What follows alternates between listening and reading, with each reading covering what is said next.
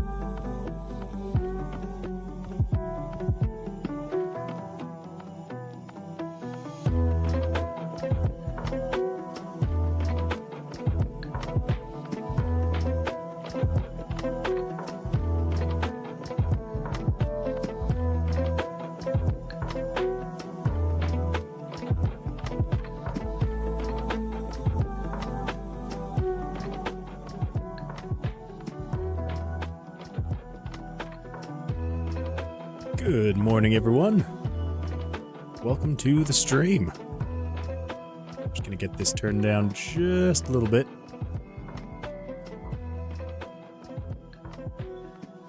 I think in my testing, it seemed like right around this level was good. Hopefully it's good. If it's not, let me know and we can get that adjusted. So yeah, welcome. Got a couple things to just mention, just because. So I've made a few adjustments to my microphone again. I know that I'd said I made a few adjustments yesterday, but made a few more adjustments, so let me know how the audio quality sounds. The changes I made should make it better. Should make it so that when I talk a little bit quieter, it should be around the same volume. And if I talk a little bit louder, it shouldn't blow out your ears. So let me know if that's working, or if it sounds too muffled, or whatever. I'm like looking at the audio bars, and I think it should be good. I hope. I guess we'll see. So yeah, really quick, I know I just did it in chat, but a really quick shout out to Jemby and Fantasy Lo-Fi for the music. Right now, this is Jemby. It's the Baldur's Gate 3 Lo-Fi beats. So if you want to check that out, it's on YouTube. I think it's also on Spotify and all that other fun stuff. So, well, let's just get into it. So, yesterday, we did all sorts of crazy stuff. Let me just pull this up. We set up the puzzles to make it so you could disable traps instead of just doing the dexterity saving throw. We also made it so the traps only trigger once, so that every time you go into the rooms where a trap is, it's only one and done. It's over. I really wanted to get that done, mostly because even before we got the puzzles to figure that out, it wasn't great to have it trigger every single time. So. And then we also limited the amount of items and monsters that can spawn per floor. And that can be set up on a per floor basis, so hopefully that should feel pretty good. I think I'm going to turn this down just a little bit more. Because I don't want it to be blaring, but I also want it so that you can still hear it. This is supposed to be a chill stream after all. And you can't be too chill without music. So, today... there's been a couple things that I thought about that I want to be adding sooner than later. So, the first thing is we want to add the level progression scene. So this is where you're going to choose your path through the different floors. So, obviously, you can choose your path on the floor, right? You're going room to room, figuring out where you want to go, what you want to do, all that fun stuff. The level progression scene, though, is you are choosing the floors that you're going to. So let me just show just a really quick example of kind of what I'm meaning. So I'll just make this very random, nothing that special. Let's just go with 20 pixels. So, general idea is you would have your starting point here, right? So you'd start over there. On the left side. And then the end point would be over here, right? I'm going to turn on smoothie. See if that helps at all. Not that much. I got a new mouse. Shout out to my brother, Joe. He was awesome and got me this new mouse. It's a Corsair, what is it? The Scimitar RGB Elite. It's like the MOBA gaming mouse. Got it for me for Christmas. Absolutely amazing.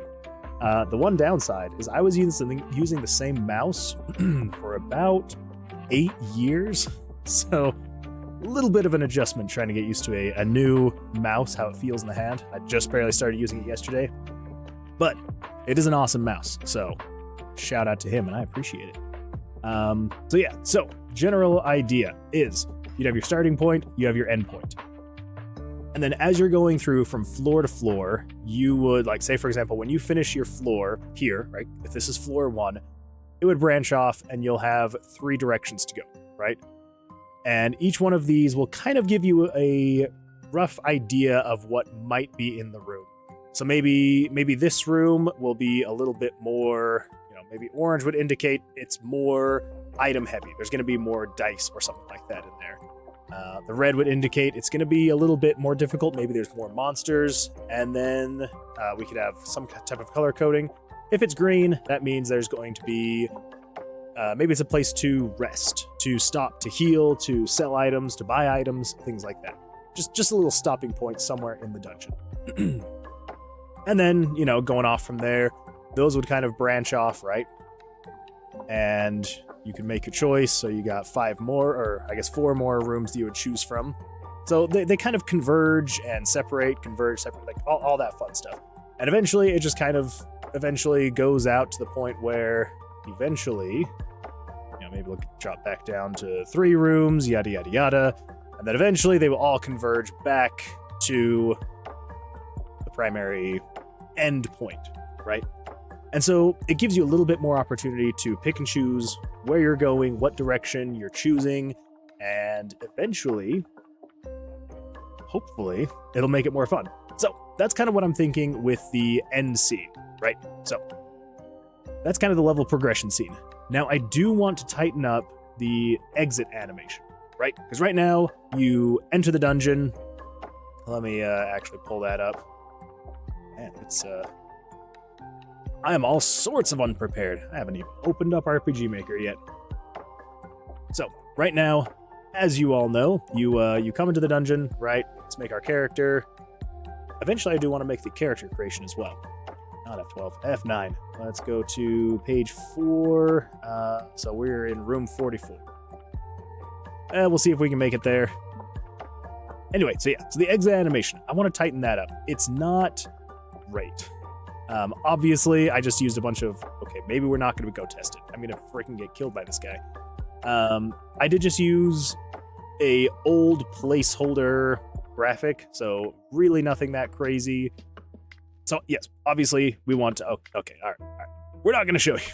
So, but the placeholder animation's not great. It's literally, if we come over here to the pictures, it is just these pictures and they spin. Not great. Not great. Nothing amazing.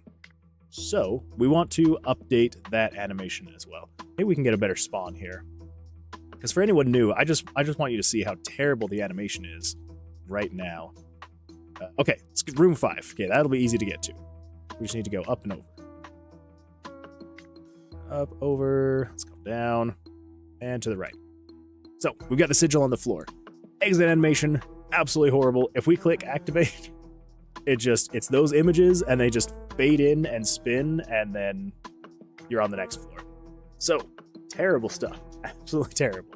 But it was a placeholder. That's all it is. So, on that note, we are going to try and make that animation look better. I think that's going to be the first thing we work on today, is make that animation look better. Yeah. And then we'll work on the room, so you can kind of get this path where you can choose where you're going, how you're getting there, all that fun stuff. So, we're going to do that. Let's come over here. Yeah, that should be fine. So let's make a new picture, actually. 1280 by 720. Let's bring that down by 25%, so we've got a good pixel area we're working with. So I like the idea of sticking with the purple color palette, because if we're making the sigil, if we're making the activate button all purple, we might as well stick with purple. So let's come over here and come over here into the color palette. Let's grab the purple. All right.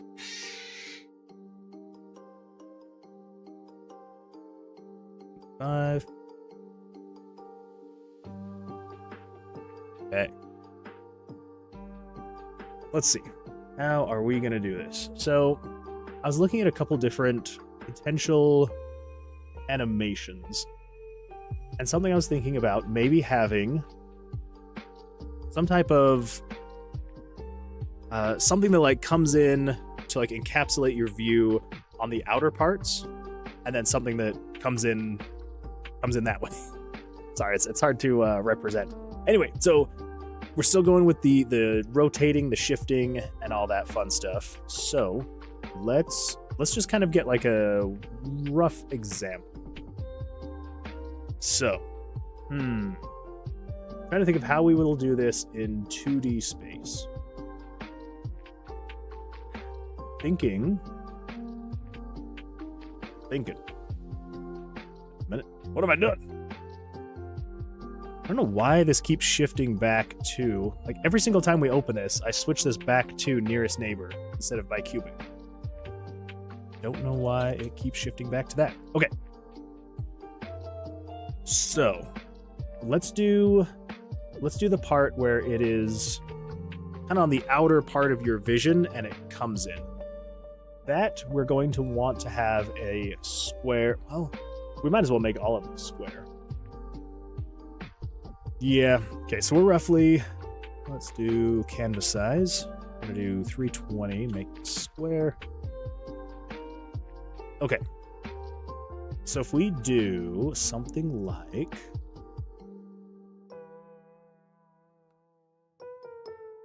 oh yeah, how are we going to do this? I think the best way to make it look let's just fill in this layer.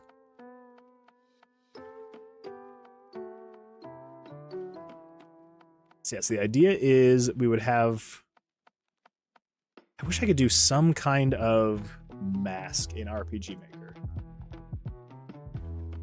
Because if I could do a mask, all I would have to do is create this image here. Well, that's why... Yeah, never mind. That's why we're kind of doing it this way. So I can't do masks in RPG Maker. I wish I could, but I can't. So what we're going to do is we will have the outer part that like kind of comes into the camera like that. Well, no, it's coming out from the camera, and then we have a piece that goes into the camera. Yes. I think that'll be good. So with this piece, we simply want to do this. Let's grab this section here. So we're going to make it different colors, right? We're going to make that section there first. Over here. And then the idea is we're going to twist it so that it, well, is twisted. I think I can turn off anti-aliasing for that. Oh, we'll find out. So if we do that, we come into a filter, distort, we twirl. Is this going to... We just kind of go with 420. Oh, thank you. I'm glad you appreciate the music. Yeah, I realized I misspelled the. There's no way to edit that. So I'm like, you know what? We're living with it. The music it is. And let me know if it's too quiet. Like, I want it to be heard, but I don't want it to drown out my voice. So if you're like, it could stand to be a little bit louder, let me know. I will turn it up every now and then when I'm working on stuff, specifically art. But while I'm explaining my process, just so that you're not completely lost. Also, new flavor. Not new flavor, but different flavor. Oh, I used to live off of these. It's terrible, but I love it. All right, so that was 84 pixels before. So if we go to like 86, because here's the problem. I want to avoid stuff like that, right? Like I don't want it to fade into, and I don't want like this semi-transparent stuff there. Let's change this actually. Yep. Let's change this. So I shouldn't have made the hole yet. I don't know why I made the hole. It's not what I should have done first. So let's do this. Let's bring that over, bring that down. Oop. That in, and the last one.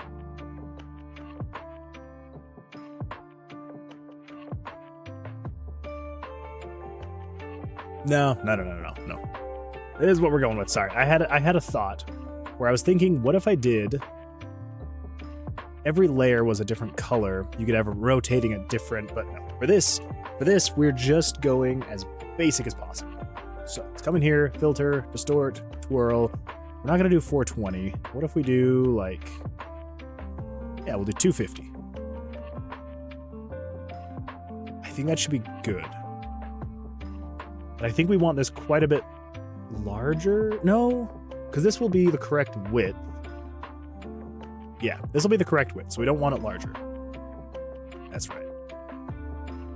Yeah, we want this hole to be big enough to where we can have it be at its maximum size. And it can be out of the screen, like out of our field of view, and then as it comes in, let's give that a try. And let's upscale it to 400%. There we go. We'll save this to Cilius Images, Pictures, PNG. We'll just call this Sigil Teleport 1. Yeah. Yeah. Oh, jeez.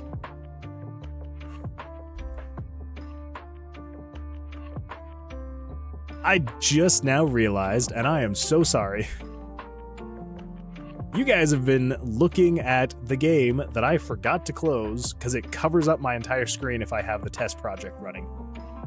I am so sorry about that. So for anyone who's been bored out of their minds because they had no idea what I was talking about or doing, I made this while you guys couldn't see.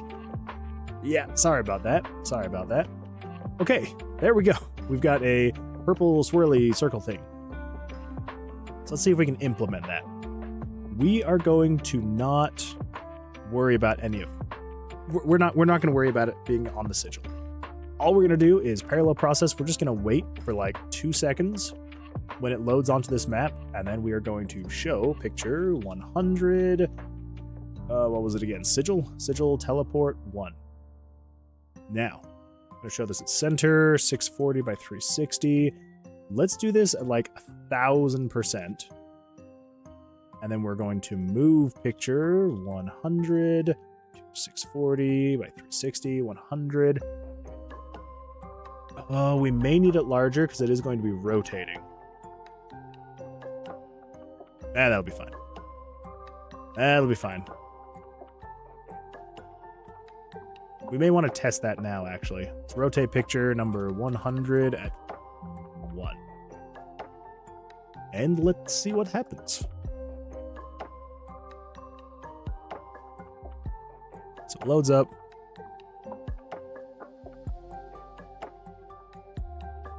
Wow. Okay. Alright, so 1000% might be too big. That might be too big. What if we do 500%? Let's also grab Quadric out. And show 100 Quadric out. So this should make it so that it slows down as it's going, as it's getting smaller. Which will be the effect we want eventually. Okay.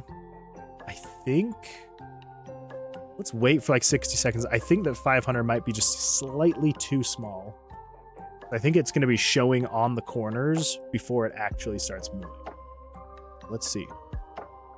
Okay, yep, it is. Let's try 550. See how that goes.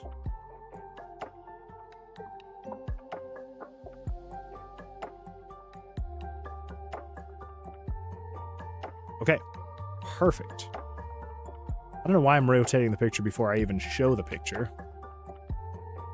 Good thinking there, Kevin. Let's go with 180. Say 3 seconds. So 550 should be just right outside of the frame, which should be exactly what we want. So,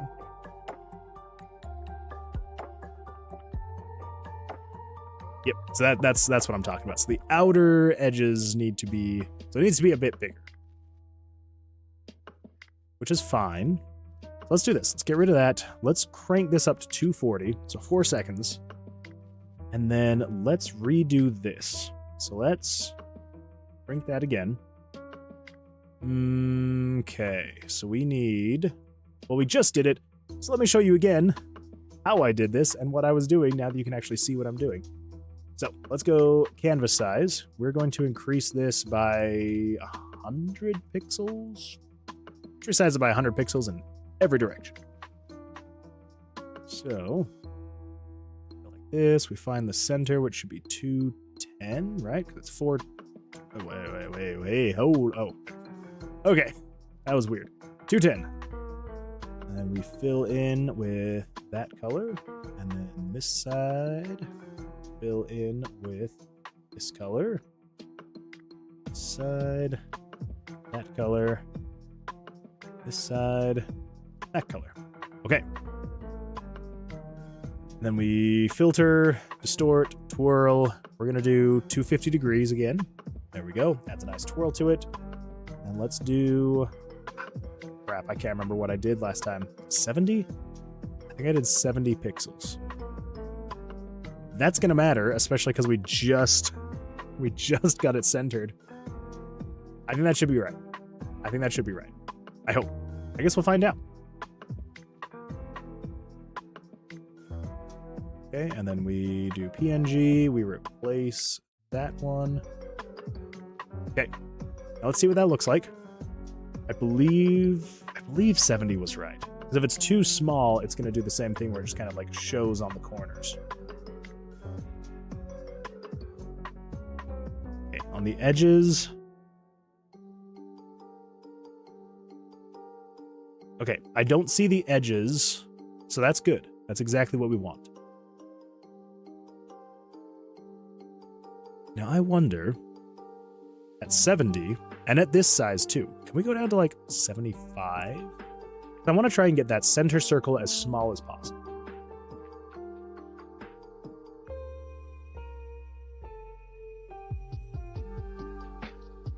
Okay, 75 is too small. Good to know. What about like 90?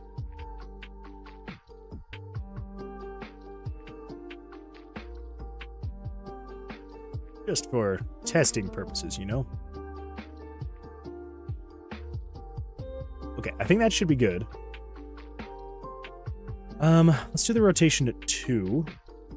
And then, this is where the next part comes in. So the next part is, we have...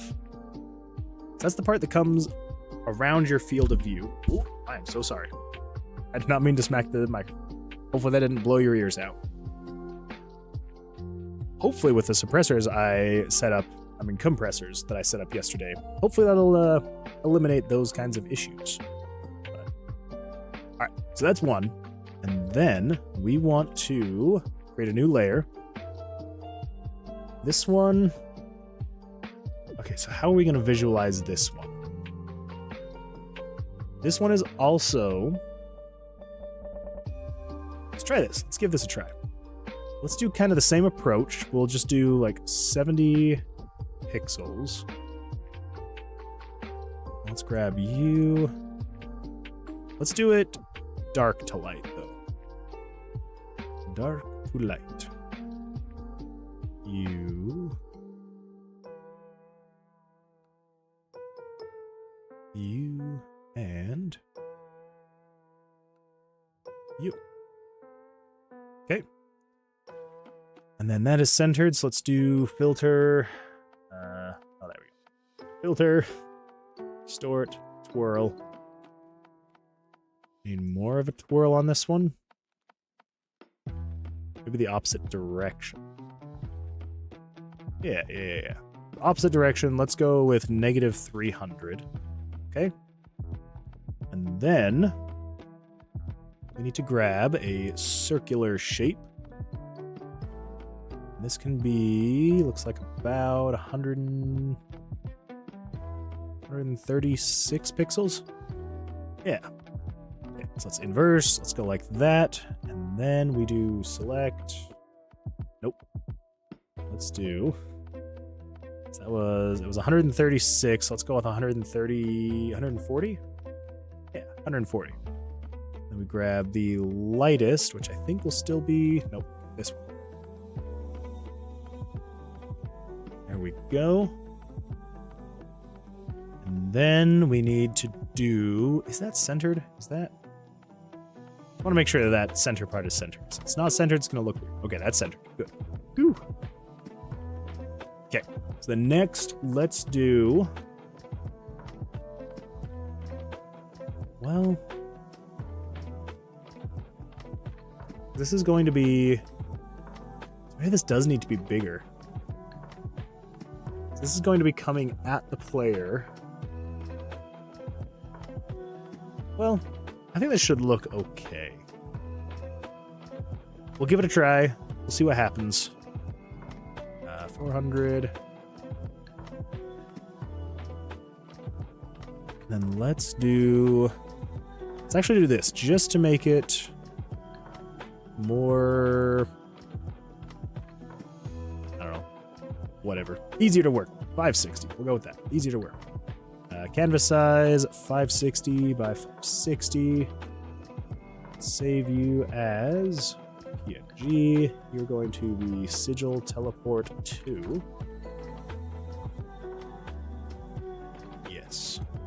If we come over here, so when you finish that, then we're going to show Sigil Teleport 2. So that actually reminds me, we need to have you be 99. So that you can be 100. And then you're going to show at 0 and 0. And we're going to do picture number 2 at rotation speed of -2. And let's do up to 100. Okay. Yeah, we'll see. We'll see what it looks like. I don't know. Time will tell. So that comes in.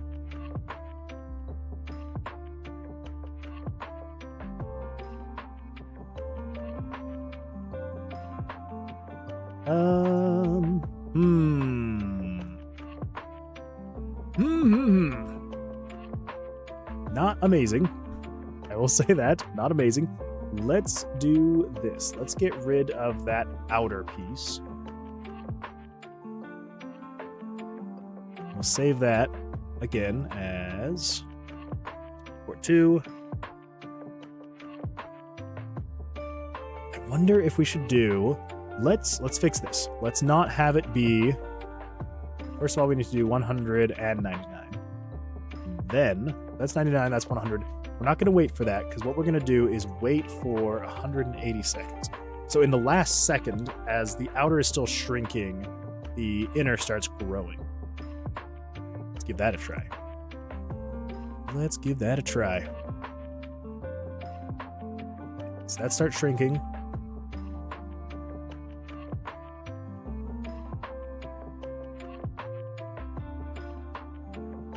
Okay, weird, kind of trippy. Kind of like it. Kind of, a little bit. But I wonder how much more trippy it might look. We're gonna have to undo some things. That's fine. See how far we can go back in undo.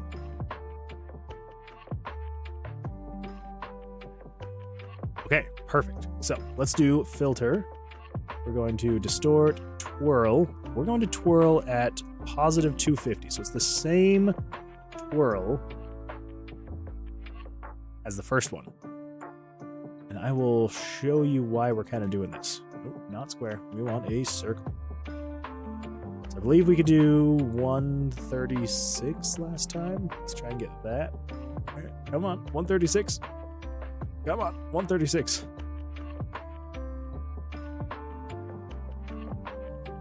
Really, Photoshop? You're gonna snap to that point, huh? Sometimes the snapping points in Photoshop can be so annoying. Yeah, it just snaps between 135 and 137. So annoying. Hey, Dawson. Welcome back to the stream. We'll just go 136. There we go. Let's get that centered. We will inverse that, delete that, and then resize down to... Let's just make sure I've got the pixels correct. 136. Okay, so if we reduce, after 3 freaking days, your problem is solved. Nice, congratulations. That is a fantastic feeling, isn't it? Oh yeah. When problems like that take so long to complete, it's terrible. So, I'm super happy for you though. That is awesome. Let's resize that up to that. And then we save this. Let's replace this one. Let's just create a backup of this one. Nope. Just call it back.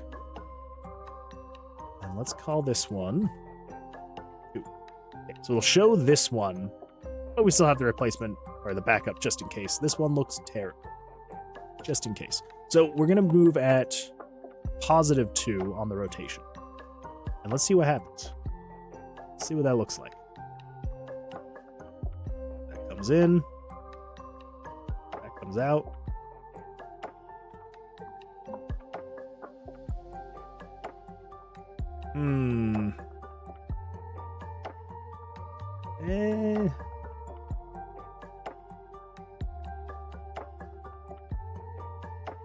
I don't know. I feel like we need to have more...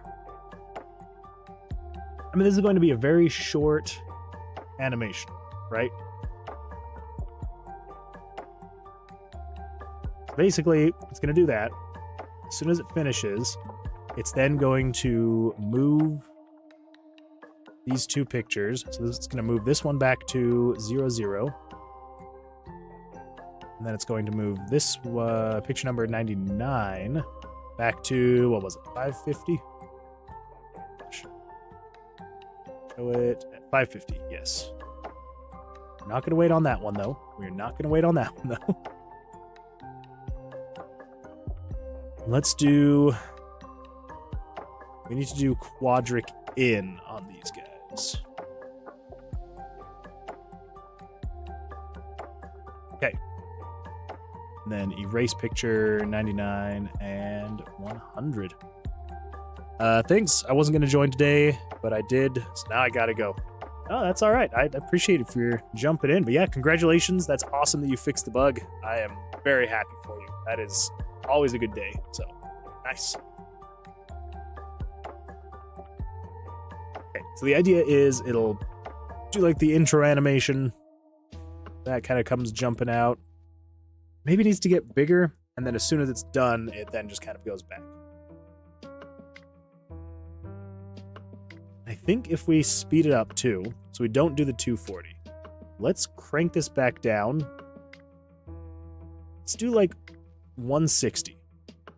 160, we'll wait for 100 frames. This will also be 160. Then in the end, we do 160, 160.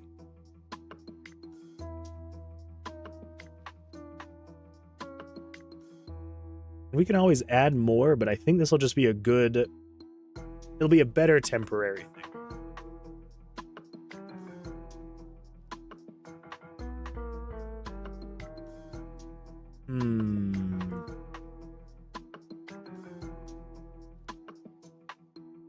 It's kind of trippy. Kind of like it.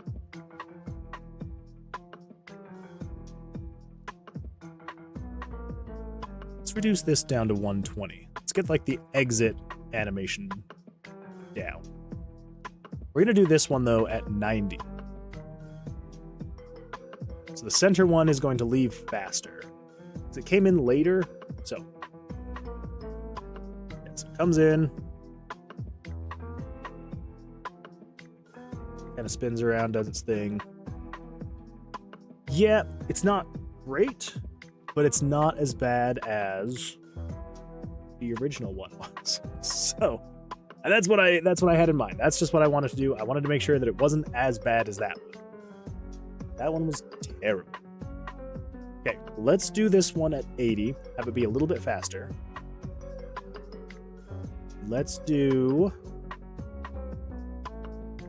Almost want to have the center one showing up sooner, but I really like how right now with the timing, the lines line up, right? It's like if you watch it, it's like if you watch where these lines are, they start to line up with each other and spin for just a little bit. It's kind of nice actually. I almost find it kind of satisfying. It is kind of satisfying to watch those lines line up perfectly just for that split second. I almost feel like if they don't, yeah, I don't know. I kind of like it because it lines up and then it kind of shifts out.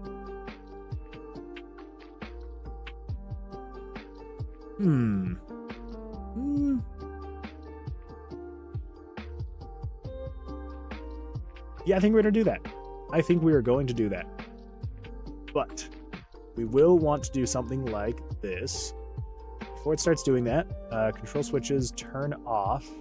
I think it's just show HUD. So if we turn that off, I think that should hide all of the elements on the screen. It's like all the text and stuff. Yep, so then it gets just a clear, clean. Then it kind of pops back. I'm realizing though, I think it's just the... That's why it doesn't feel quite right. Dang.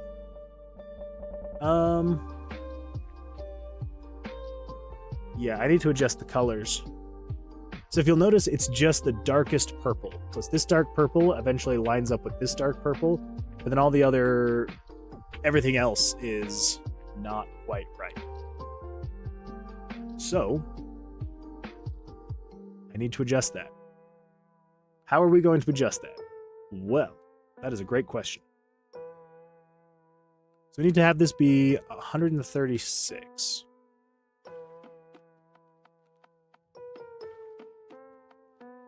Okay, let's do that. Okay, so it goes... Oh, that's why they don't line up. I wanted to have it be different. Okay, so we're doing... Okay, I need a different shade. Oop. I need a different shade just to offset things. So, let's grab you to you, you to you, oop, you to you. Crap. You to you.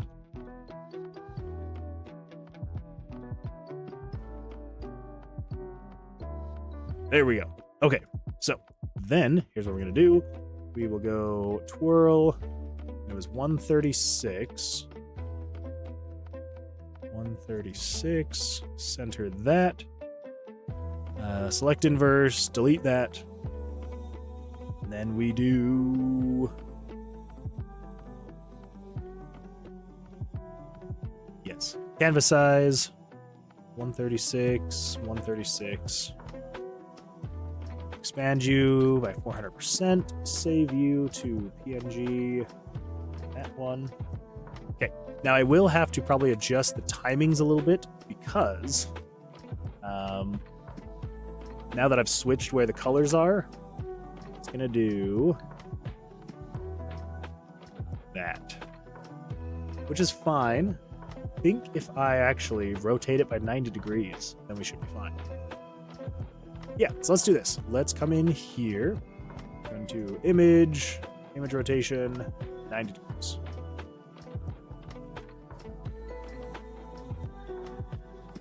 There. That should actually make it so they line up.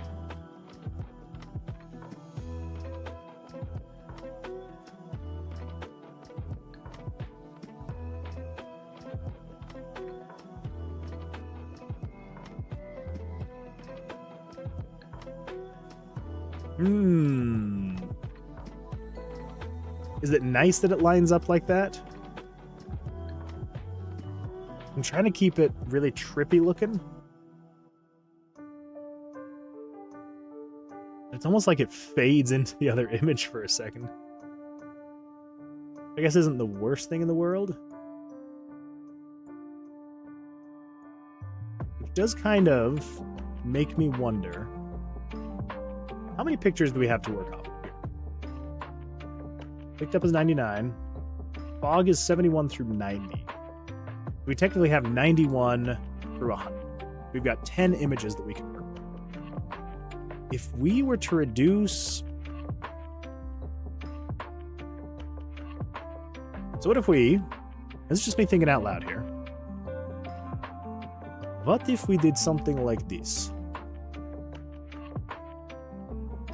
We do... Not anti-aliased. We try and center this. Well, let's do this. Let's do something like 50. And we'll go to 100. 100. Center that. Wherever the center is. Why can I not center this thing?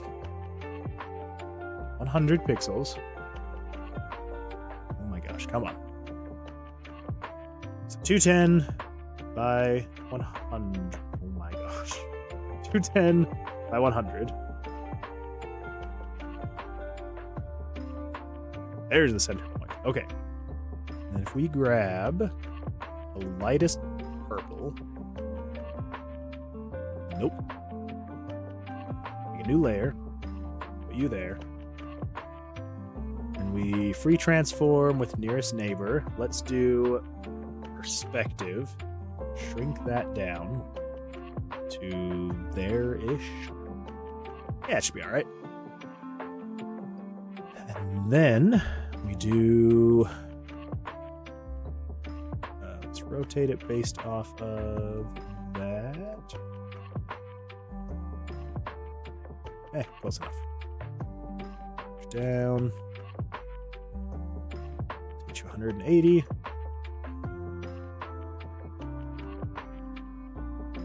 Okay. Yes. Hold up. That should be fine. And do we want to have this distorted at all? World?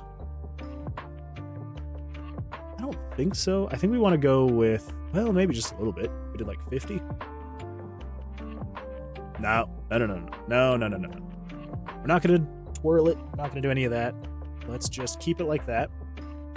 And then let's increase that by 400%.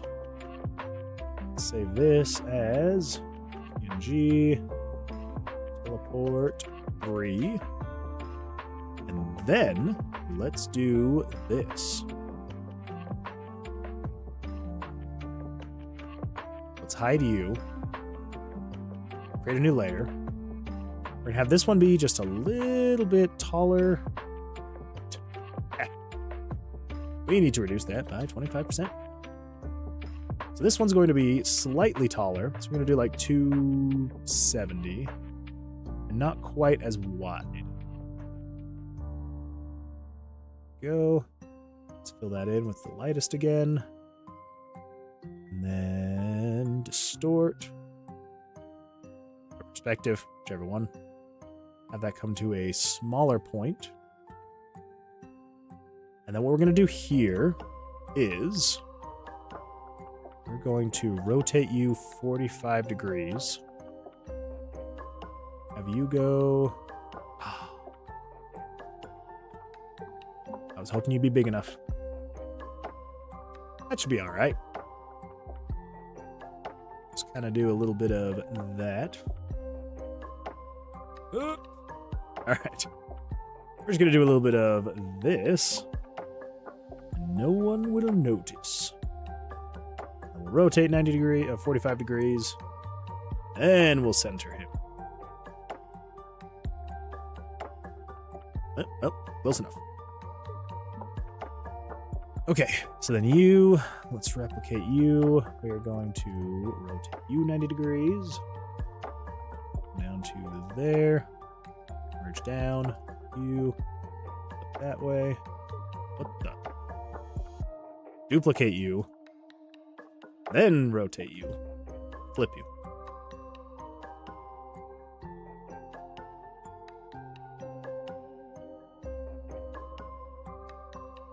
I think that should be good.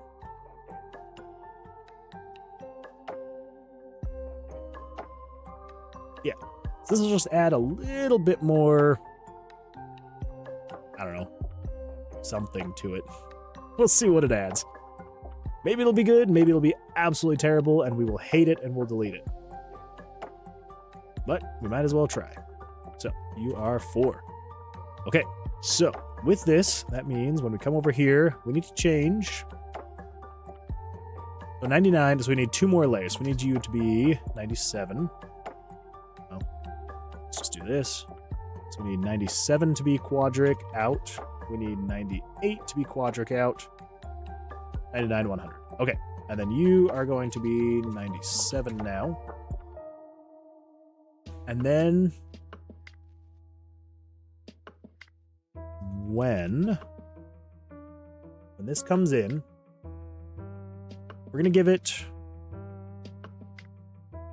like 30 frames, right? And then we're going to have 98, which is going to be this guy.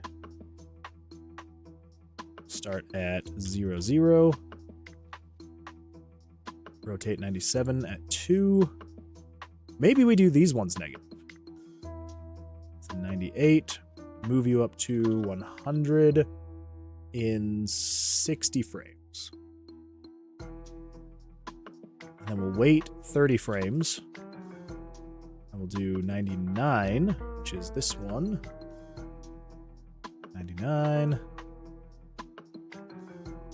Do -3 on this one. We'll see what happens. This is very very experimental. So, oh my gosh, let's see if I can get this, not absolutely butcher this name. Tamatani Kyoko? I hope I'm saying that right. Welcome to the stream. Glad you could be here. We're just working on some teleportation animations. Okay, so then that moves it. Yes. Okay, and then we are going to move picture number 98 and 99. That weight's there. And move this back down to 0, 0, 0, 0. We'll do these. I think 60 frames should be fine. Let's give that a try. Let's see what happens.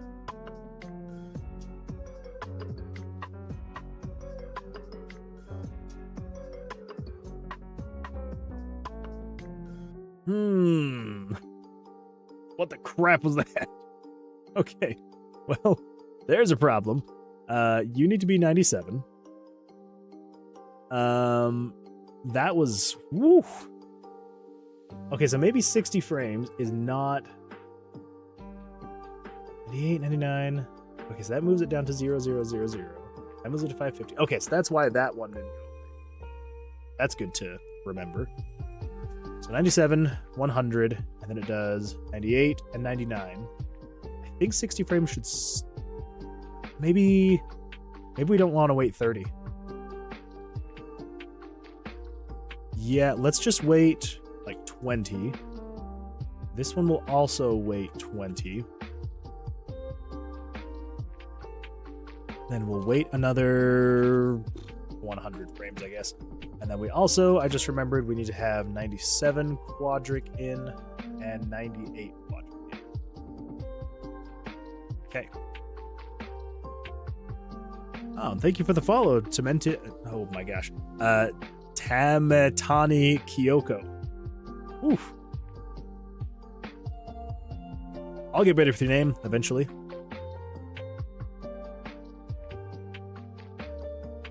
That comes in.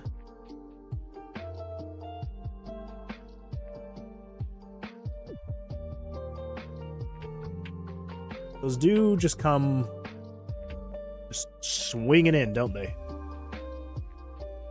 I don't think 60 frames is enough for those, because everything else is moving at 160. So maybe if we do 100 frames.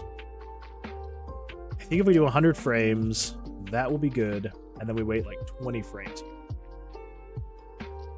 We just need them to slow down just a little bit. And maybe, instead of having them expand in, right? So they expand in like that, right?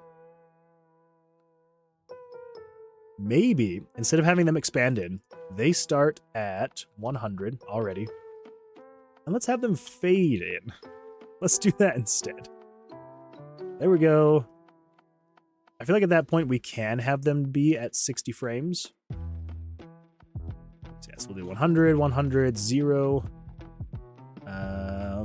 60. We'll have that weight 60. I think that should be fine. Let's take a look. Let's see if that looks any better with fading instead of zooming. Fingers crossed it does. So those zoom in and out. And those fade in. Crap, they still zoom out though. Trial and error. Trial and error. Okay, 100, 100, 0. 100, 100, 0.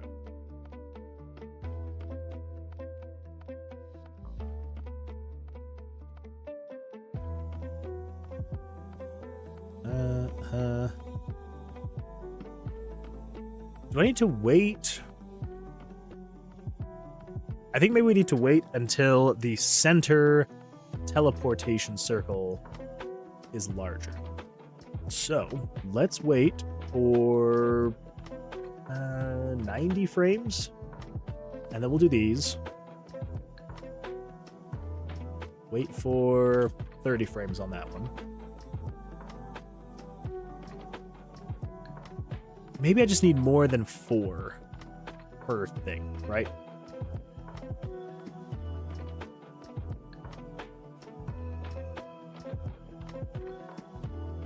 Maybe they're spinning too fast? There's something off about them, right? Something off. I don't know what it is.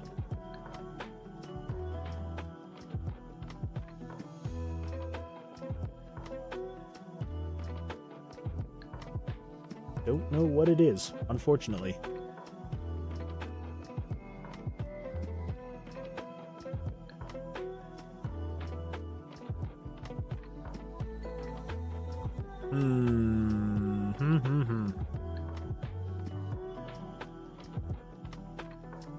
Also seems to be lagging when it's trying to load those two pictures. Which is kind of bizarre. It's just two pictures, it shouldn't be lagging at all.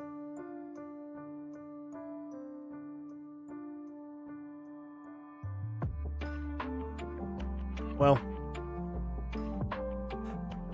I think that should be... It's better. I like that more than without them.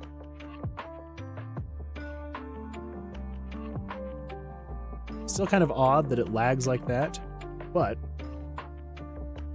I don't think it would lag a second time, right? So once it's loaded everything into RAM, it shouldn't lag a second time.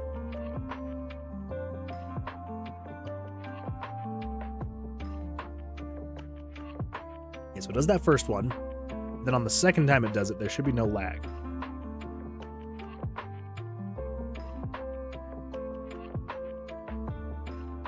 Yeah, that seems better. So it just needs to load in the pictures, which we will do eventually. We'll make it so there's a loading screen that pulls everything into RAM. Okay. Something else I want to check and see, because right now, they're rotating opposite the rest of the pictures. So what if we have them rotating in the same direction? Will that feel more cohesive? Because maybe there's just that. I think in my head, I'm thinking, well, if these things are rotating different than the other things, it'll look better, but maybe it's not.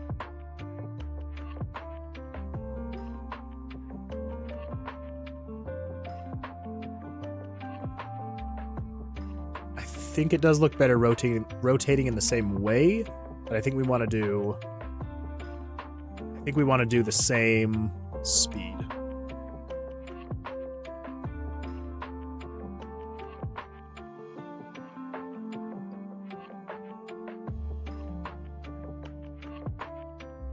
Yeah,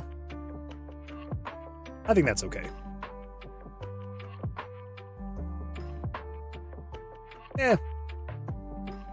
Not the worst thing. Not the best thing, but not the worst thing. Hey, Loki. Good afternoon. We're just testing out some animations to play when you are using the sigil to teleport out of dungeons. It's a little janky right now, as you can see. Yeah, it's going all right, though. It's going all right. We're making progress. So, how you doing today?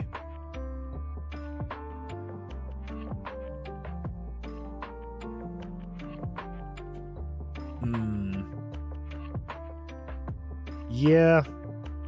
I think it's maybe the perspective. I think it's... Yeah, let's do a perspective shift. You're just taking a lunch and lurking. Well, I appreciate you lurking here. I know you could be lurking anywhere, and so I appreciate you being here. So I think we need to redo these and make the perspective bigger, right? And what I'm actually thinking, because this is going to cover up... Yeah, this is going to cover them up anyway. So let's do this. Let's do... Well, first of all, let's bring this back down 25%. So we've got a good pixel area to work with. So if we do something like this, we do...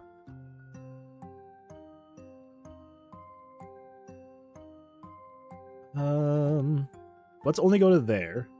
We'll do 70. Fill that in.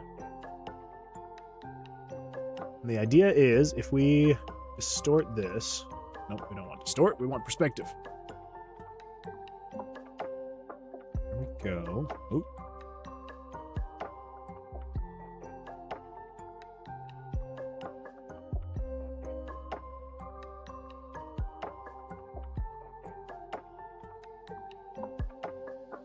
I want it to feel like it's coming out more. But I feel like that's just too wide at the top, right?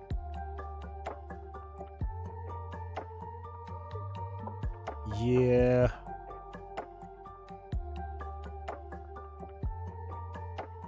Yeah, it's too wide at the top. Too wide at the top. Okay. Maybe we're even just going down the wrong rabbit hole with this one. Maybe this is just not going to work. And we need to go back to the drawing board. Or just eliminate this part. Like the, this. Because in theory, I like the idea of it. I just don't know if it's what we need, right?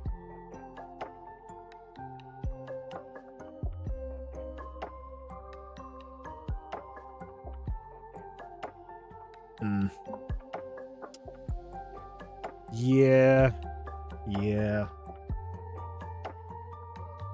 We could also do...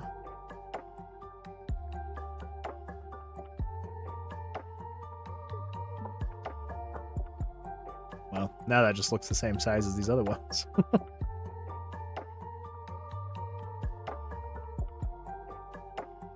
Yeah, maybe we just call that good. We just say, you know what? That is what we've got. That's what we're going to look at for now every time we teleport. Just does that. And I'm even debating. I am debating. Do we just do this?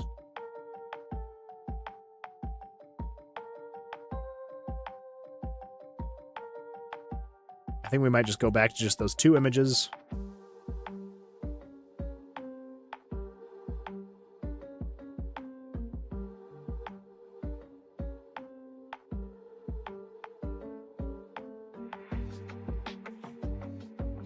Yep, we might just do something like that. All right. That is what we're doing. Ooh, that was terrible. Okay, we're deleting that. We're not going there. Getting rid of this sigil backup. We don't need that. We're going to call that good.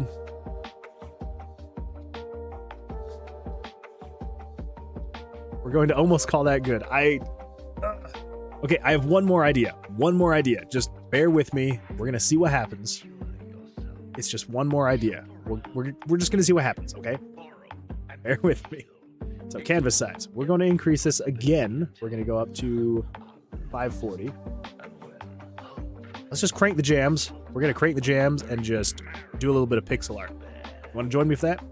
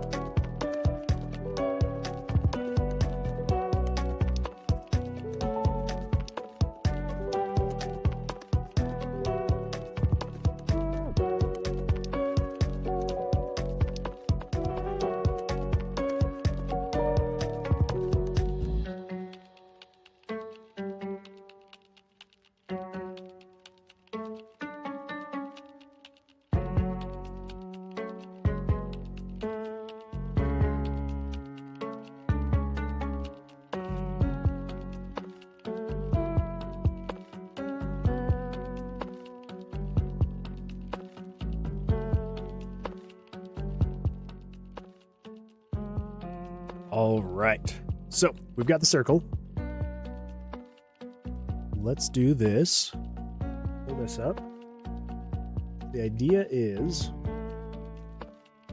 before we reach that, let's do a wait time of like 100, just 100 frames. We're going to show picture 98. Do the, what's it called again? Sigil teleport 3. That's, yeah, that's about the right size. Okay, center 360, 640 by 360. Show you at 0, 0. And then we will rotate you at 2. And we're going to move, well, picture number 98. We're going to move picture number 98. Let's see if 300 pixels gets us there. And then we want, let's move this in like 450 frames. And we're going to switch this. We're not going to have quadric out. Yes, we're not going to have quadric out. We're going to do quadric in. So this will have it be slower at first, and then kind of, it'll like be slow, and then jump. And speed up as it's going. Yes, that should be good. So I think if we go to 300%, that should be enough to get out of the frame, and then we can do that like 2 or 3 times. So let's just come here. We're going to wait for that. Just to see. Just to see. Let's see what that looks like.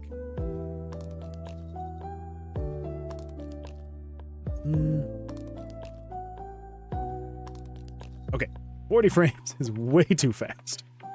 It did get out of the frame, but maybe it's just because maybe we do 200 pixels or 200% image size. Let's see.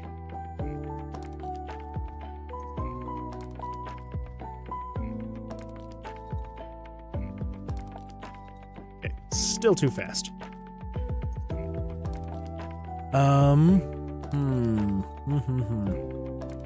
It's got to be more than 150 though, right? What if we do 90? What if we do 90 frames? Quad in.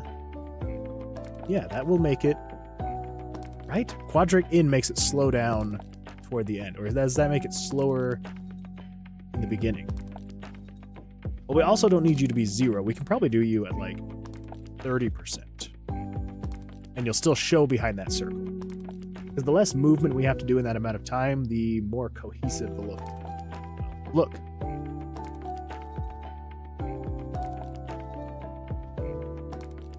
Okay, so it still is not good. 20%. Start at 20. And it's also, I don't know why it's making it lag so much when it shows the picture. It doesn't make any sense to me.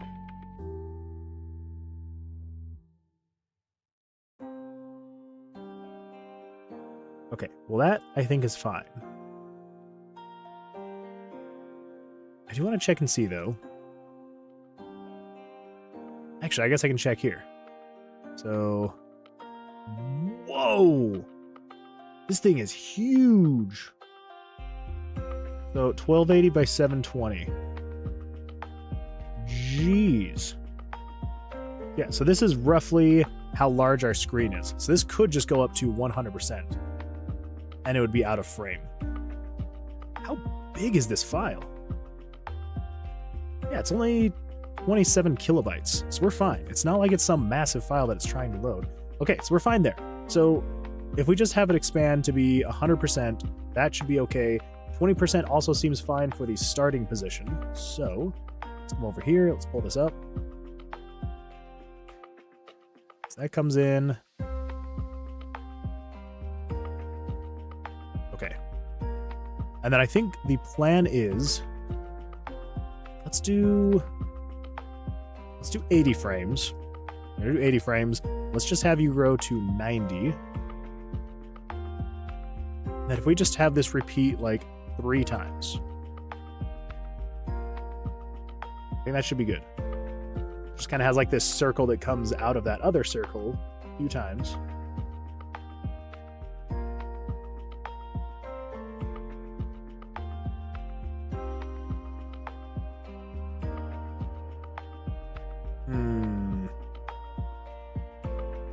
Kind of fades in a little bit too much, right? We could... This is just for kicks and giggles. Let's do 90-90, 20-20. I say this is for kicks and giggles because maybe this will look okay, maybe not. I'm also thinking we might need to increase the shade of the purple on these.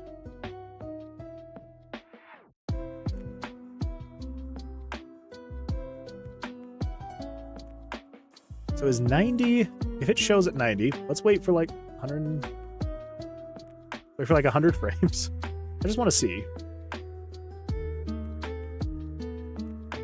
Just want to see if we show it, is that showing on the edges? It's 90% may be too small. Yeah.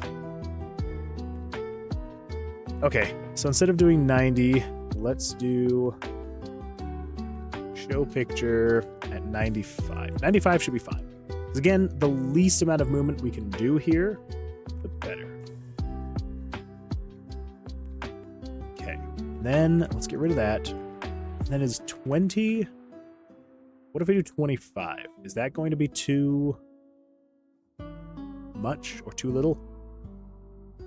Let's find out.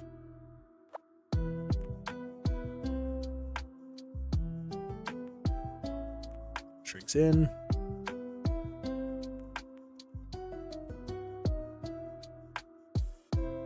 Okay, so 20 is still fine then.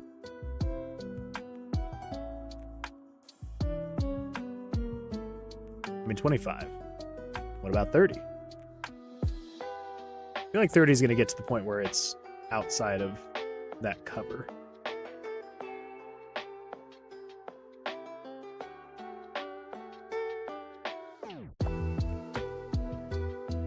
Yeah.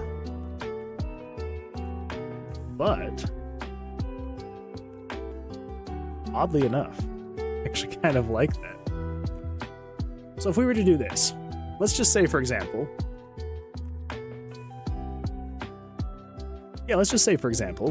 thinking outside the box here, you know, what if we do,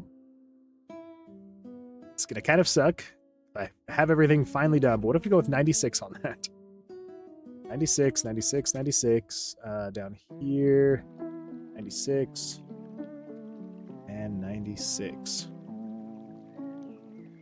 Then, if we do delete, actually no. So we're gonna have a wait 80. So then if we wait for like 60 frames, then we repeat this 3 times, but each time we're at 97, 97, 97, 97. And then on the next one, we reduce you to like 35, 98. And then on 99,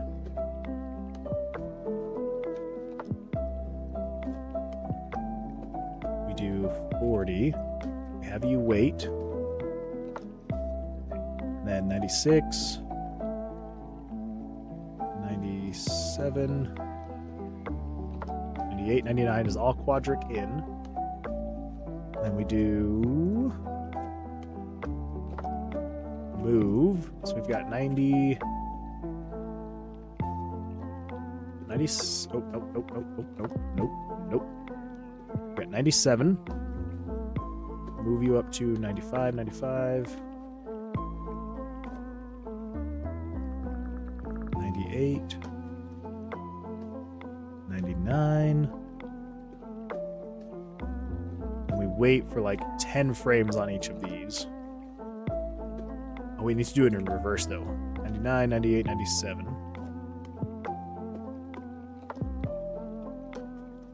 Okay.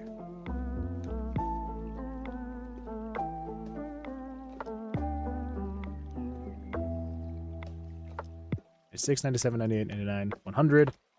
Okay. Let's see how this weird stuff looks.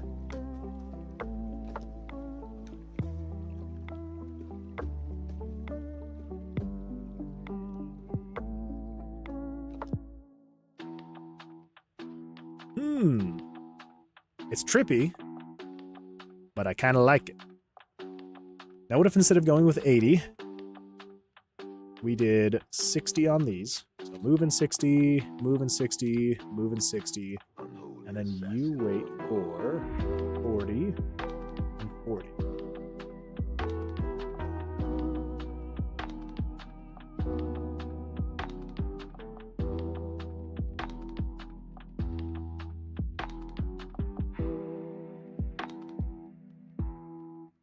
What purpose do you have in bringing this heretic to the court of Baal? Speak, or death will be your final word. Let's change the rotation just a little bit. So we've got +3. If we go with -3 and then +4, we'll see.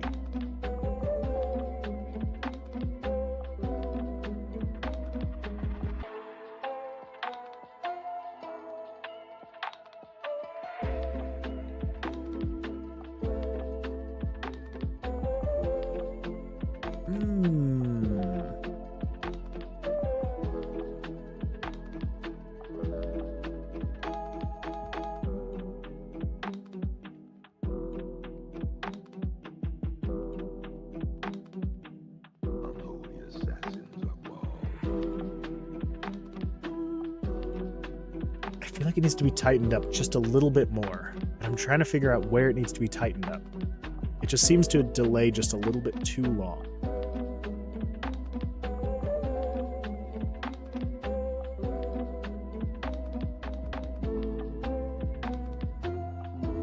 Maybe that is okay. You know, actually, maybe that's all right. For teleportation animation, I feel like it looks okay. Actually, yeah, that's... I kind of like that.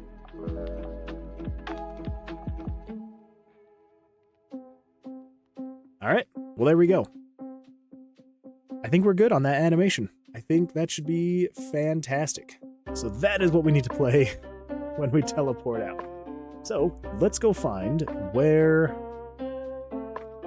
is that again?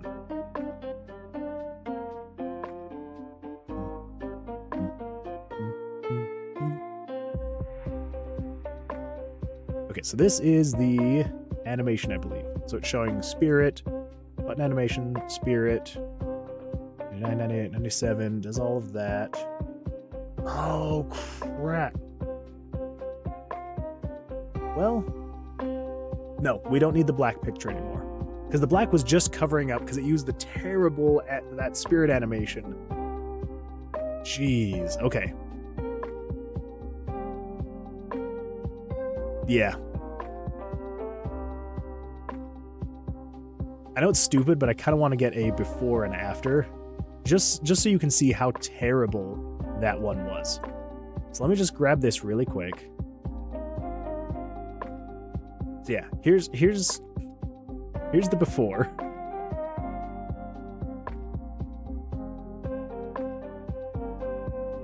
Get rid of that. And then we're going to erase all those pictures.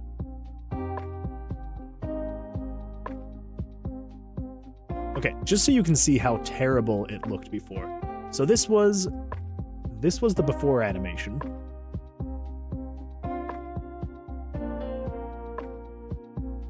And now this is the after.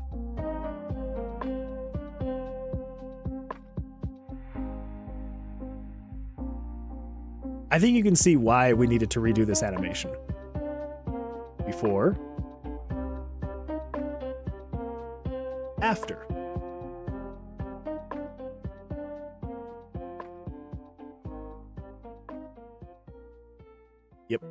Yep. Terrible stuff. So, let's do this. Okay, so we just need to do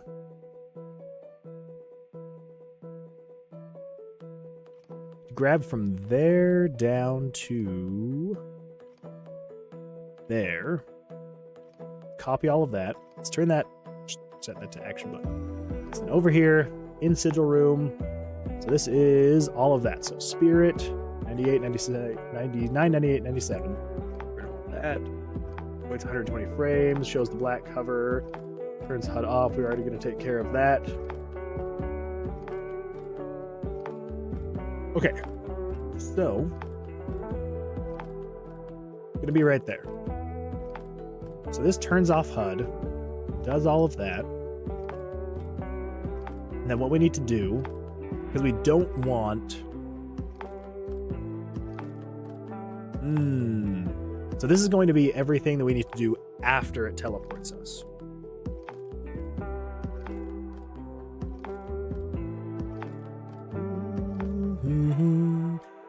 How are we going to do that? I don't think we need to worry about turning the HUD on. So we'll take care of all of that later. We don't need to worry about erasing these pictures. So we'll take care of that later. So I think if what we do... Well, no. Okay, so what we need to do is we need to take all of this. So from here down, we need to cut that. It's going to teleport us to new level, or next level, so that it runs through all of this. So it's basically turning off any switches, resetting any variables that we don't need to save, clearing... Oh, crap, that clears all the pictures. Oh, crap. Ooh, we don't want that. We don't want that to clear all the pictures. Clears the self switches, clears the pictures. So what if we do this? We're going to do that. Let's not wait on that. We're going to clear all the self switches, but we're not going to clear the pictures. Let's just comment that line out. And then it teleports to the dungeon. Yes. So, let's test that and see how that works with the sigil. So, where is the sigil? The sigil is in room 50. Let's see if we can get a better spawn point for that sigil. It is in room 47. Wow. All right, we're going to try one more time. 38. Close enough.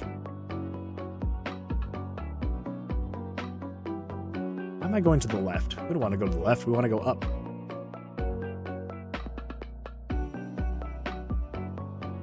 I also still need to make it so you can skip that whole thing. It was 38, right? It was 38 or 35. No, I can't remember.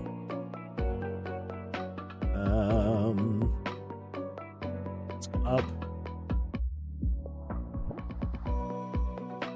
36. Crap. I think I might have to go to the other side of the dungeon. That's fine. That's fine.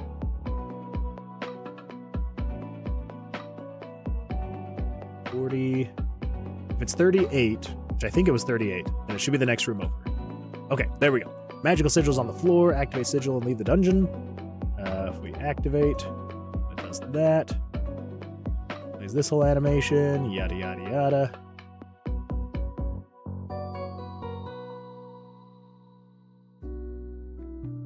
Okay.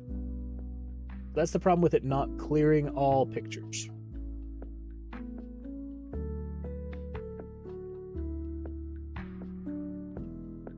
Yeah. So, I mean, I could manually go in and just say, hey, clear those. It's only 3 pictures, right? It's this picture, and that picture. Because that is not the sigil room. The sigil room can never be your spawn room. So yeah, so it's just a matter of, I think I just need to clear those pictures. I wonder. I'm going to check something really quick. RPG Maker MV. Clear all pictures except for specific ones. Okay. Showing and erasing pictures in events. What's the best way to make an event inactive / delete it? Yeah. Yeah, because there's game screen dot clear pictures, which is what we're using. That's what we're using to clear all the pictures. But we can't use that, because if we clear all the pictures, it then deletes the actual teleportation animations, which we don't want. So, because that's that right there. Game screen dot clear pictures. And we do not want to utilize that. So, what do we do? What do we do? We could go back to the original. So basically, I use a loop to erase pictures, because we would want to erase all pictures except for 96 through 100. Which would be possible to do with that loop, which I think we could just do that. Yeah, I think we're going to do that.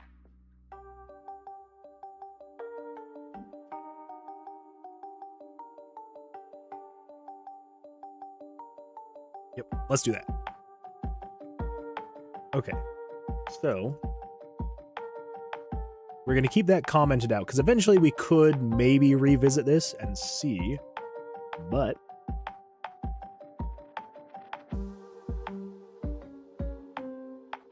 yeah. Okay, so let's do this. Let's do a loop. So we need... So from here, we've already cleared all the variables.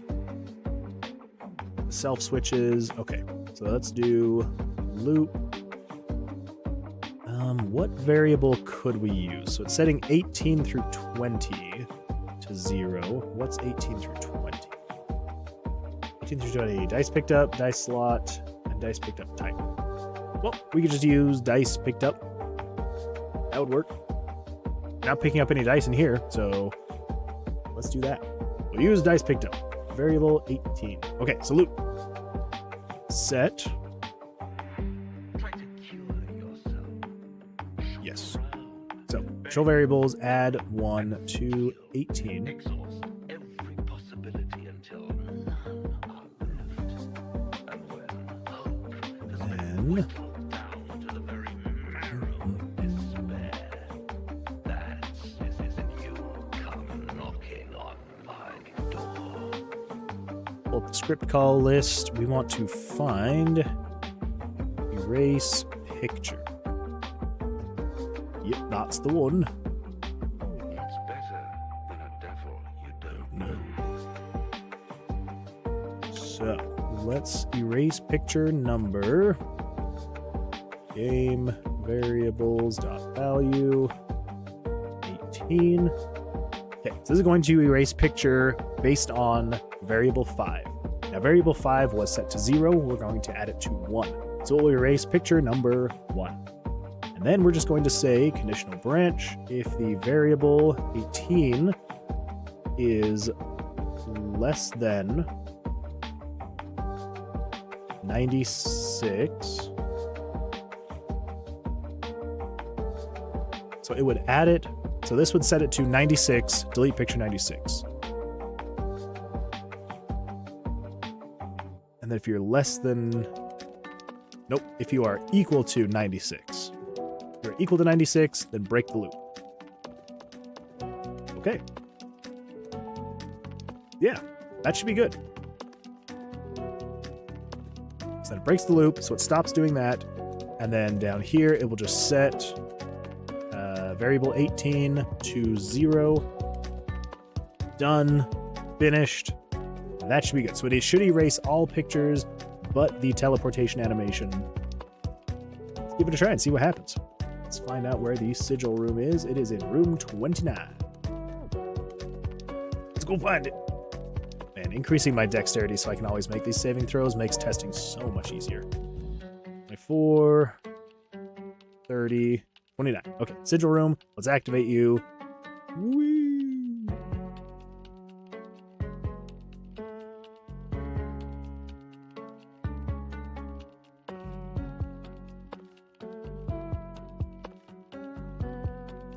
Did something weird happen there?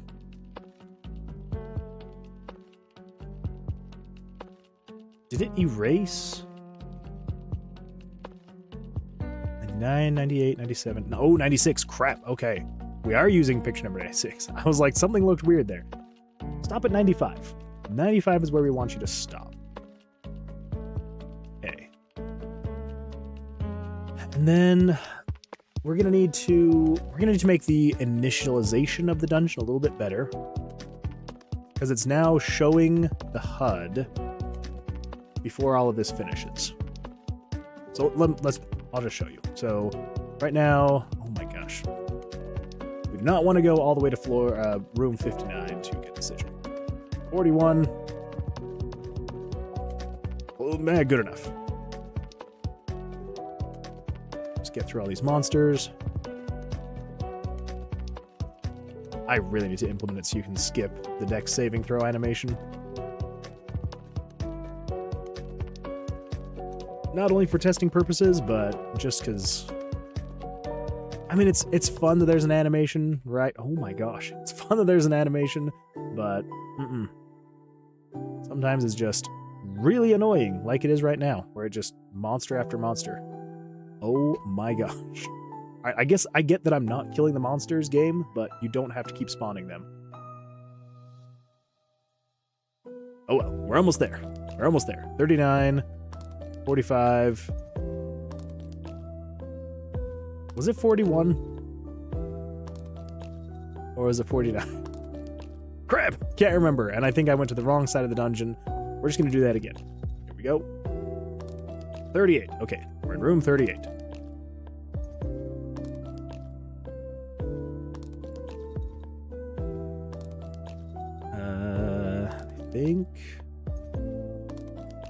I think we'll keep going this way. To get to 38. Yeah, I think we'll go to the left.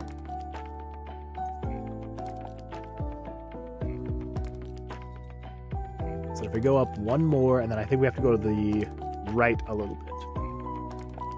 A lot of it. Oop.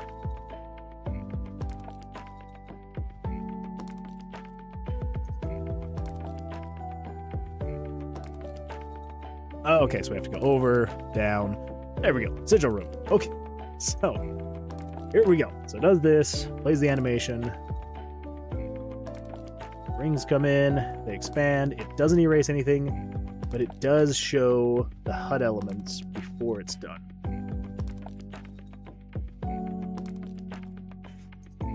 Well, for testing purposes, in the stage we're at now, that is what it will be. But we could just make it so that it doesn't show the HUD. We can just have it wait for like 60 frames. Is that going to make it a little annoying for test playing though? Because every time we start, it's going to wait 60 seconds. I think for now, we're going to say we're not going to worry about that because we know, you and me, we know that it's going to be fixed one day. It's going to be fixed. Future Kevin is going to fix that. Sorry about that, future Kevin. Okay, so let's get rid of that wait. We don't want to have it wait every single time we try to test play the game. I'm not waiting an extra second. So, with all of that said and done, oh geez, there we go. Oof. I tried changing how I have my chats open on my on the other part of my monitor, and it's a little weird. It's a little weird. I mean, I like it because I used to have them like really skinny and tall. Now I have them anyway. So yeah, it's a little weird. Anyway, so trying to find the windows is not great. I just realized I did not even set that into progress. Typical loosey-goosey project management over here. Okay, so we tightened up the exit animation. Fantastic. That only took an hour and a half. But I feel happy with it. I feel like it went well. So, let's add the level progression scene. So choosing a direction after leaving the floor. So the question comes down to, how do we want this to look? I'd kind of written up a loose rough idea right here, right? So you'd have your starting point, and then it kind of branches out, branches more, maybe they converse, all that fun stuff, and then eventually they close in on the boss. So, yes, how do we want this to work? Do we want to do like 5 or 6 points? Maybe we do like 5 to 6-ish points. Let's come over here. We're going to come into the Tomb of Versilius project. We're going to make a new layer called Map Level Selection. All right. Then we're going to hide everything that's on screen, except for the color palette. We will need the color palette. Okay. So I'm thinking we want to do more, I think left to right. Left to right is going to look best. I was thinking maybe top to bottom, but I think, yeah, if we start left side and move over to the right side, I think that's going to work best for player progression. So let's create a new layer. So we want to do something like, yeah, we're going to stick with kind of the same general aesthetic, right? Let's call this example. We're just going to get a rough example of what it's going to look like. So let's actually do this. 1280 by 720. Change the image size, reduce it by 25%. Let's grab the color palette. Over. I think we can close this. I don't think we need that anymore. So let's close that. Let's paste the color palette. Free transform you to 25%. All right. There we go. And we will fill this in with black. Okay. All right. There we go. Now, we're not going to go with pure black, though. So I'm trying to avoid absolute pure black with this game. So eventually this, because I know it looks very black right there, but eventually you can kind of see this grayish color here. That's the black, like the blackest black that I want to have. I don't want 000 black. Right? So we want to go with 16, 16, 16 versus 000, 000. So we're going to make this with this black in mind.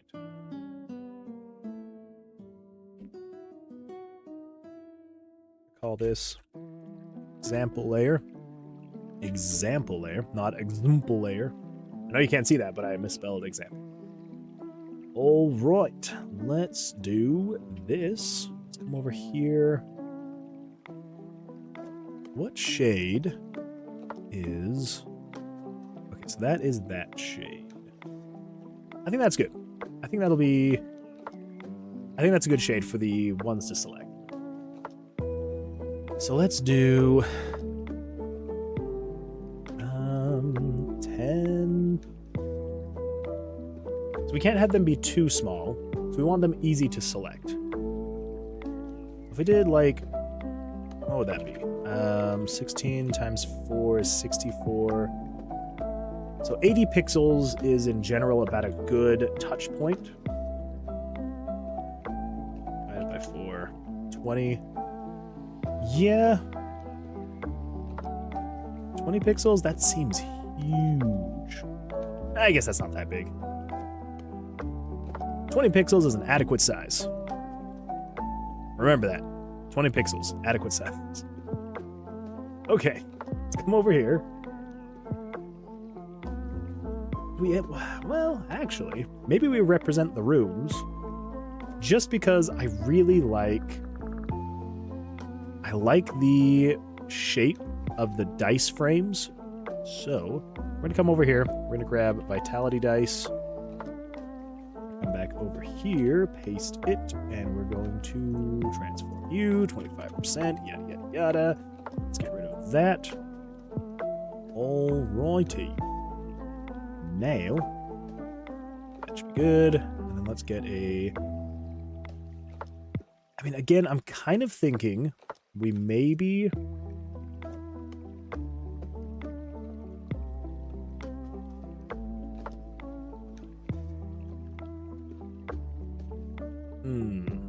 Just thinking out loud here. I'm kind of thinking we want to have some kind of indication so the player knows just by looking at the color of the shape or whatever Unholy assassins of all. what is in there. And like I was saying with this one, it's like one has more items, one has more monsters, and one is more of like a healing area. So, with that in mind,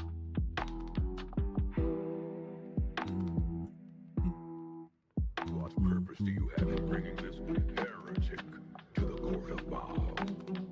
Speak, or death will be your final word. let's do this. Yeah.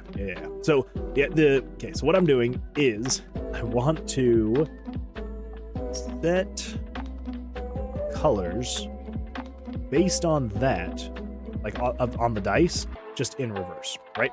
So darkest there, a little bit lighter there, a little bit lighter there. And then you, nope, you, you, and you.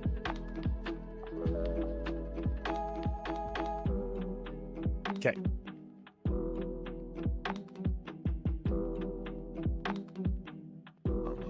That way it feels like it's concaved instead of extruding. That's the hope anyway. I don't think that the current shading is making it look like that. That's okay. It just kind of looks like it's being lit from underneath. We'll figure it out. We'll get there. We'll make it better. We will make it better. All right. So let's also, I want to dim this outer part just a little bit. Right? Maybe not. We'll keep it like that. Okay.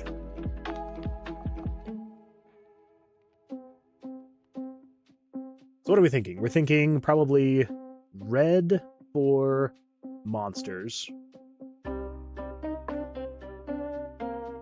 purple for items, green for safe, and then blue for cleared.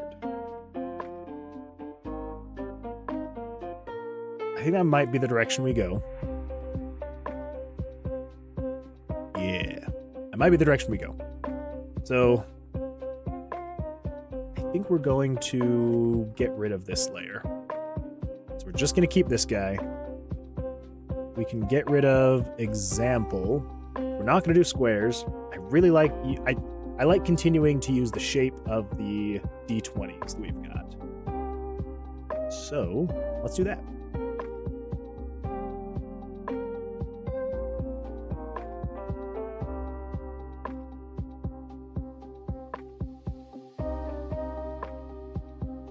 I'm just thinking out... so more thinking out loud here. I'm also trying to decide, do you have to kind of conserve energy, right? So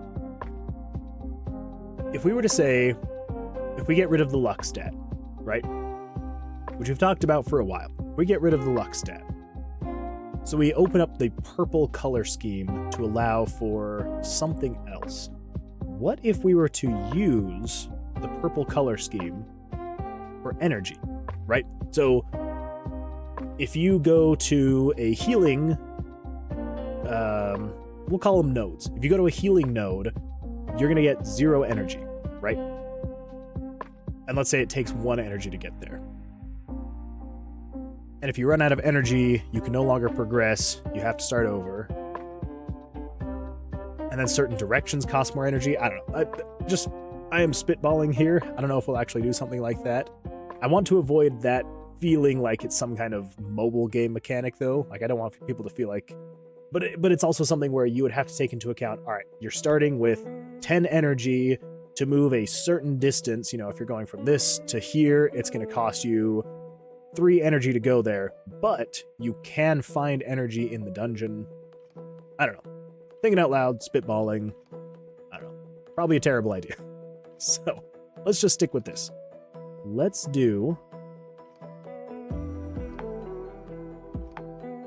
just do a general layout, right? We don't want to do anything too crazy. So let's figure this out. So if we move you over to here, 292, so 282. Okay.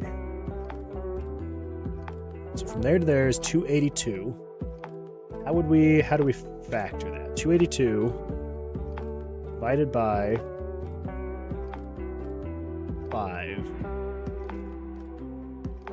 282 divided by 6, 47. So, if we try and factor this, so 47. So if we move you 47, come on, there we go. And move you another 47, and you another 47. And then 47, and 47. Okay, perfect. Okay, yeah, that's... I never really know. I figured that would be the correct pixels that you could move it. So 1, 2, 3, 4, 5, 6, 7. I think that feels okay. So then the general idea would be you could have these branch off, right? So if we copy that and paste you, and then if we have you go up also 47. So we want to try and keep this as uniform looking as possible. Maybe 47 is a little bit too much. Maybe not. Someone there. Oh, hi. Are you going down for your nap? Oh, you want to say hi? Do you see yourself? Yeah. Your sleeves rolled up? Were you washing your hands? Want to say hi? Look, it's you up there. Want to say hi to everybody? No? You just want to stare? You don't want to wave? Hi! Oh, is that the microphone? Yeah. You say hi into the microphone? Say hello. Nothing? Alright. Yeah, well, you have a good nap, okay? I love you.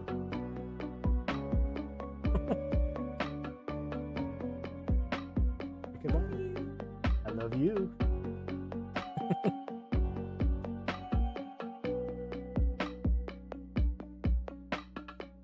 Okay, so 47. Yes, so we want to keep this universal. However, I am now realizing if we do 47, we can only do 3 high.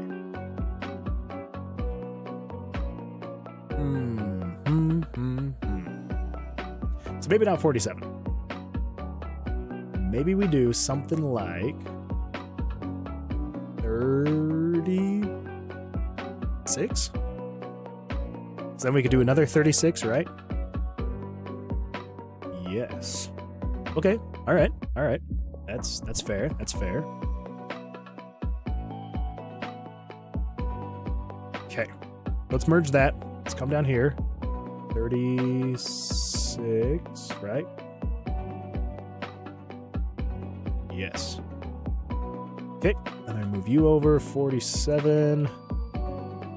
You over 47, 47. And 47. Okay, and then we get rid of these guys. So you have 3 sections where it's the most branched off. Okay, so this would be the general idea. Okay, so general layout. And then let's do... This always worries me. Working in Photoshop without having this save. Let's do Tomb of Versilius map layout. Okay. That's the general layout. We've got it saved. We're good to go. Now let's create. We need the paths. Ooh, let's rename that layer. Paths. Color palette. Maybe we'll just do the same gray as that. Yeah, let's just stick with that gray. So the paths. We need the paths to go something like. Grab a line. So where's the center of the dice? Center is. They are 9 and 18. So yeah, so 9 and 9. Okay, so that is the center. Right there. Perfect. We come right here. We draw a line up to this guy to right there. Well, that's fun. There we go. 1 pixel. Okay, so that's the line. Could go back to the dots though. Gap is 1. Gap is 3, 4. Oh, that's why. Okay, the fill needs to be that. Stroke needs to be nothing. Set that back to that. Okay. Maybe that's not working. Delete that path. You. Nope. Paths. Let's try this with this guy. We come over here. So there's that's the center. That's why. That should be fine. There to there. Let's come up over here. Center, right there. Let's get that like that. Let's come down over here.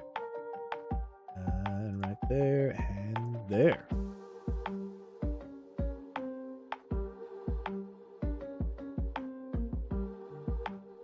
Okay.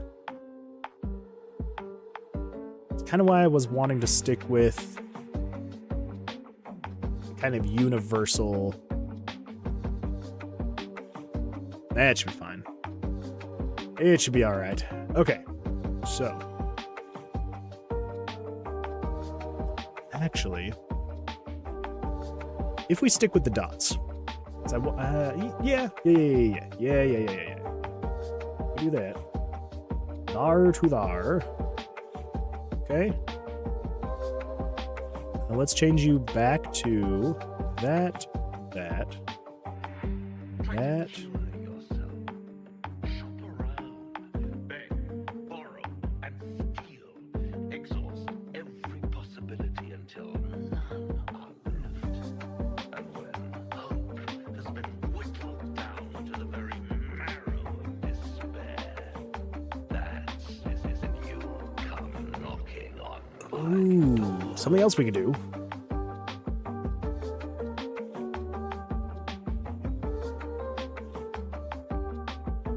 Paths 2. Sorry, this is very. We're just trying to figure this out. So if we go with a 3, we go like this.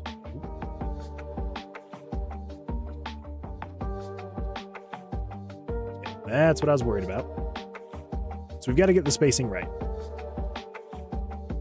We do this. Yes. Okay, yes, that's good. So then if we duplicate this, and then we transform and we do skew, we skew this upward.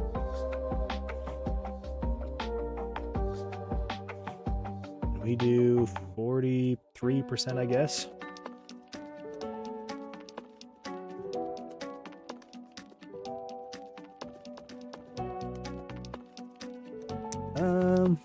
No. I think what we might have to do, let's just do this. We're going to have to figure out how we're going to get to there. So, we want to find out how to get to there.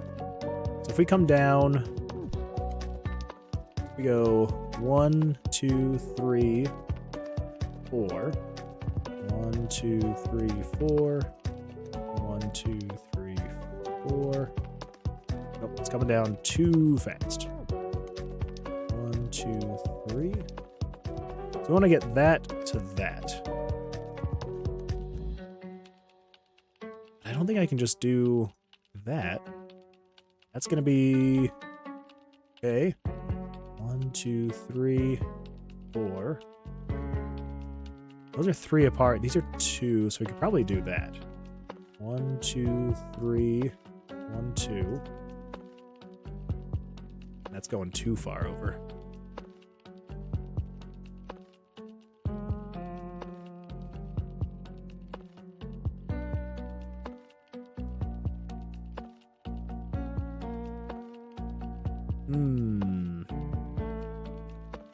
How are we going to figure out this trajectory?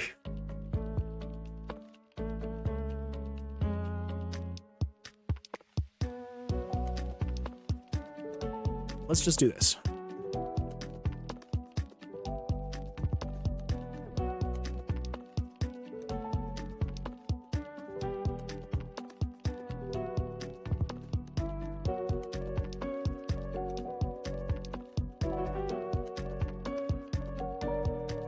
Is it actually just that easy? Which I literally have just done that. Okay, well, it does look like it's going too high though. For some, if it's coming out of this side, I kind of want it to go to that side. So I think what we need to do is move all of you down 1.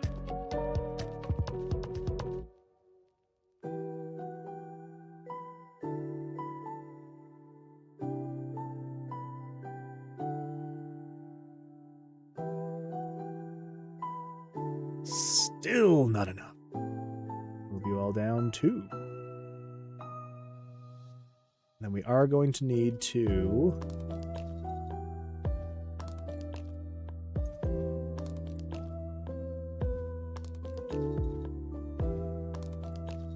no, because then you're too far down.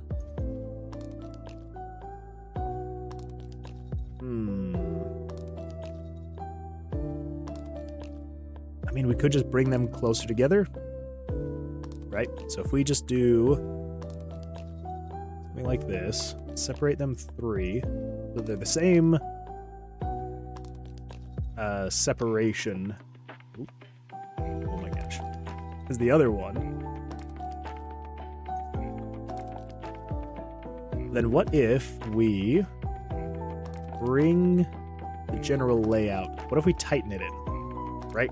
So if we tighten it down to, so if that's coming off of that one, we need white. We want it coming in on that. Right? Right. Bring you down 7. Because right now you guys are 36.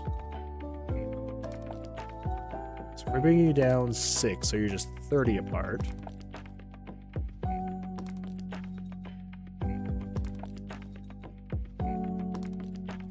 And then you would be there. Okay, we could do that.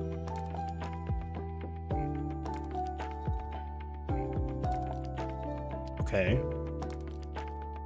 So if we did that, we would need to bring you down 6. We need to bring you up 6.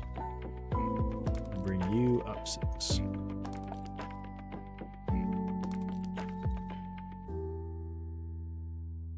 Yeah, I think that's fine.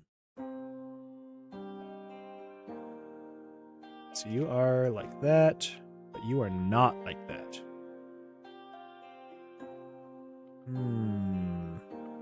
You're close. You're close. Let's try one more thing before we completely diverge. So if we go there.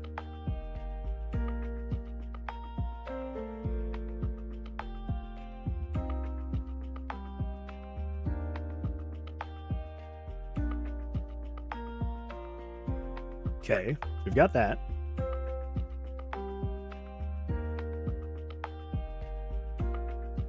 It again feels like it's going too high.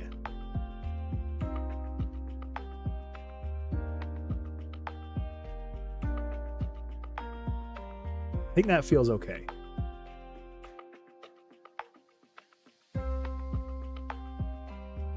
if we replicate you, we flip you vertically, go like that, go like that.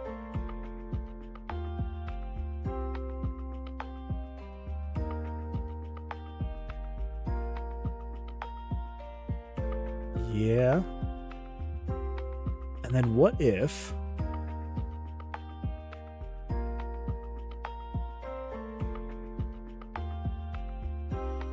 Okay, so let's get rid of that. So then what if we say...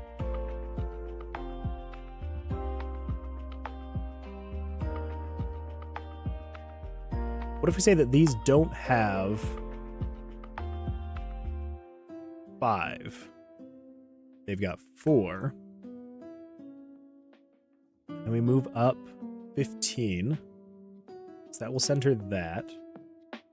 And then it opens up to 5. Yeah, so 1, 3, 4, 5, 5, 3, 1. Yeah, I think that should be all right. We will have to figure out the paths from there to there. And there to there. There's a bit more figuring out of paths.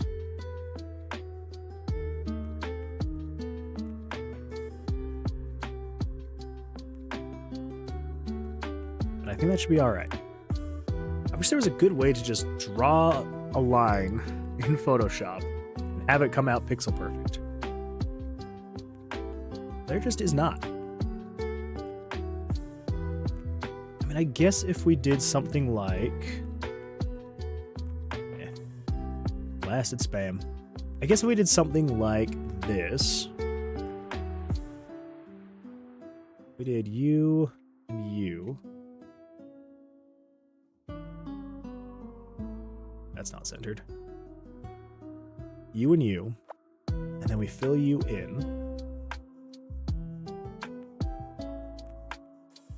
And then if we duplicate you, and then if our pivot point is over here, centered, and then we rotate you down to there-ish. Duplicate you. We do that.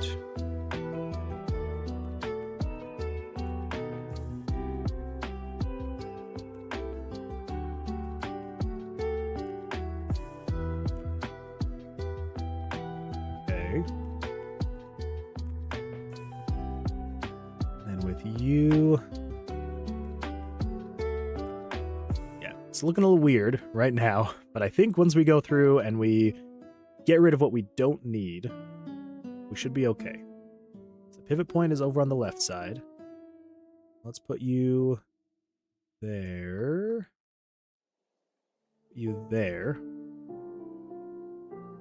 And then we rotate you up to there. That should be good. And let's duplicate you. Flip you like that.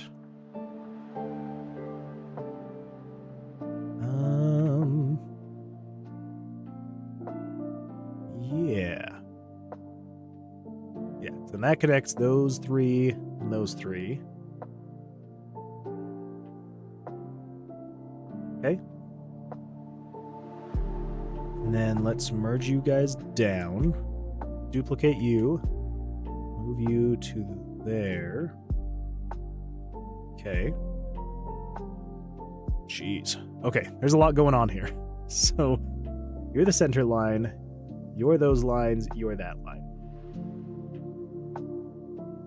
Okay, so I think we need this one. Yep, we're going to duplicate you. We need you to allow to over there. We don't need you. Okay, so I think we can now go through. So if we merge all of these, and we get rid of any of the parts that aren't necessary anymore. So let's come through. Let's set you to 42, I guess. So we don't need you. We don't need past you. We don't need past you. Don't need past... I guess we can keep those. Let's get rid of that and that. That. Those. Alright. Just gonna bring you in there. And there. And there. Yes. Okay. Guess we don't need you either. Right? Crap, we did need you. When did I erase you? Crap. Okay. Back to the drawing board. We are going to merge you, and you. I guess this is why you can't paint with a broad brush. Ah, well, crap. Okay, so before we merge all of you... This is not working well. This is not what we need. Alright, never mind on that. That's terrible. Terrible idea. Do we want to have the offsets then? Do we want it to go from 1, 3, 4, 5, 5, 3, 1? Or should we go 1, 3, 5, 5, 5, 3, 1? Or...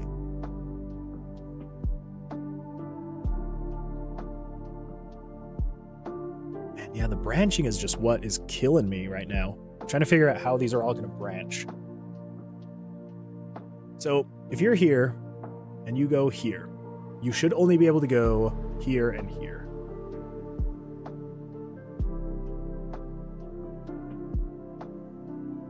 But if you go here, am I going to make it so you can go to all of them or just here and here? If you go here, you can go here and here. Here. Can you go to all 4? Same with here, there, there, there, there, and then this ends there, there. 1, 2, 3. That can only go to there. That can go to there and there. That can go there, there, there. That can go there, there. That can go there. Yeah, let's... It's going to be a little weird. But let's do that.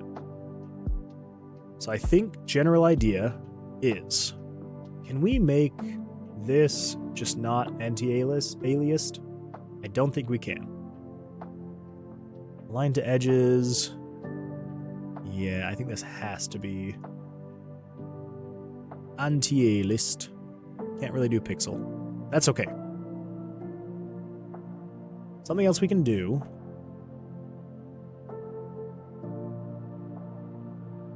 Let's do this. I think we kind of already tried this. But, so we've got our one path here, right?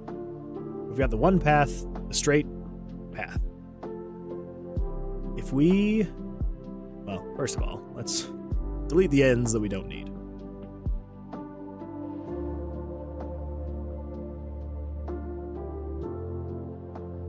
Okay, so you. Let's just copy from there to there. We'll copy that, we'll hide that, paste that. Okay, so you are there to there. So if we duplicate you one more time, and then we rotate. Oh no, because if we rotate, we're going to need more length, right? Maybe not. Maybe we can just go off of that. Actually, I think we can just go off that. So then if we flip you vertically, move you down to there. Yeah. Okay, that is path 1. Not too bad. We'll just call this path 1. Perfect. Okay, so then path 2. We need there to there. Copy you, paste you. Alright. So then, So there are no straight lines on this one, which is fine. So all we need to do is let's duplicate so we still have that straight layer. And then let's free transform, pinning to the left. Let's rotate up to center on that one. So you can go there and there. And then let's flip this vertically. You can go...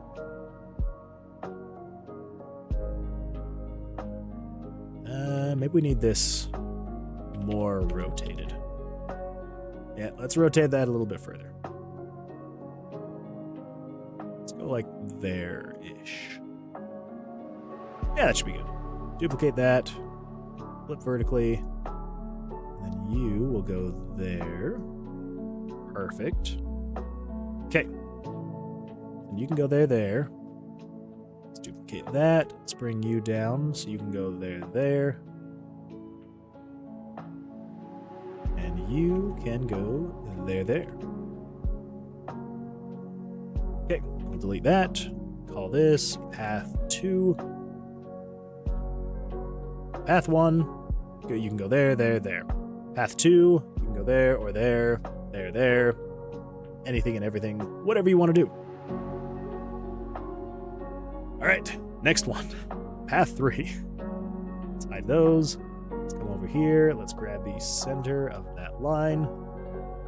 Now this is where we start diverting,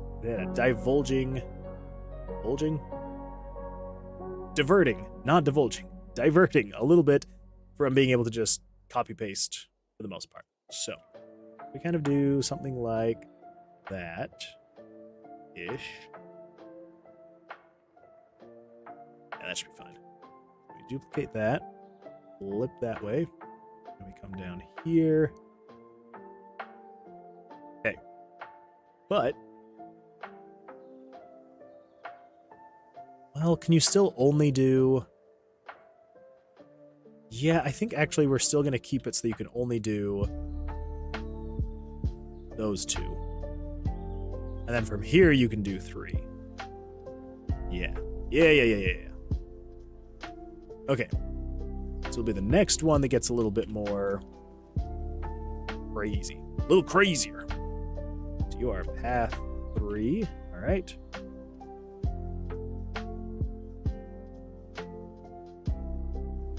Yes.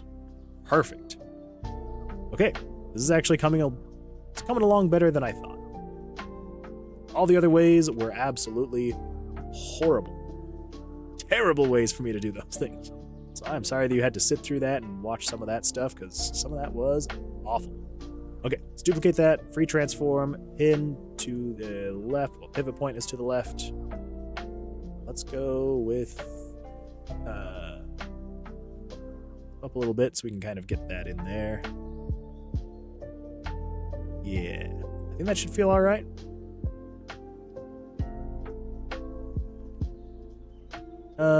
No, let's try that again. Pivot, left, move that up to there, rotate you up that way. But you're coming off of that corner and we want to go into that corner. Do 1 pixel, 1 pixel. I think that looks good. Well, it looks okay. Looks all right. Flip you vertically. Move you down to there. Perfect. Okay. So then we want to do... We need to duplicate that.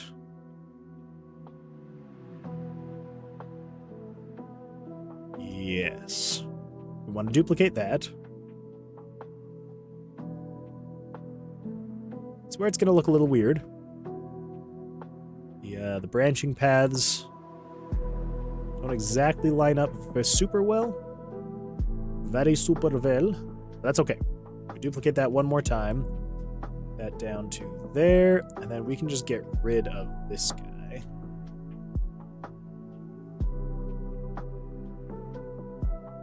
Okay. Duplicate that, move that up to there. We will flip you vertically. Yes. All right. So that is path 4.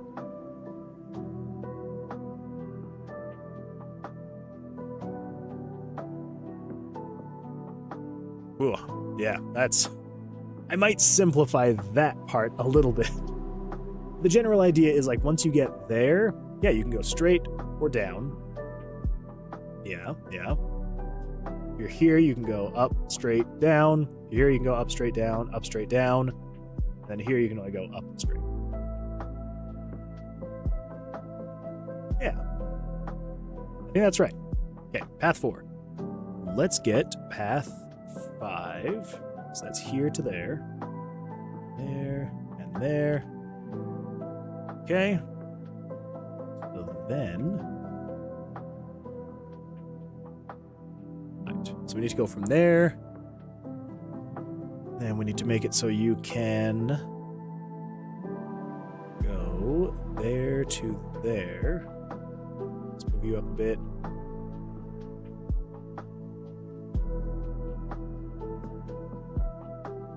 Let's go 1 pixel and 1 pixel.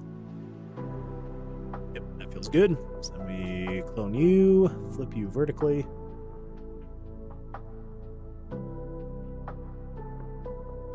Nope. There. There we go. That feels right. Okay. You can go to those 3. You can go to 2. So you can go straight across, or you can rotate, hitting that side.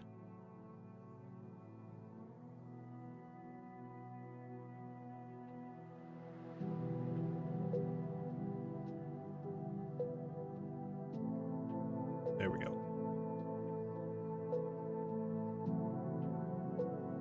Oh, wait.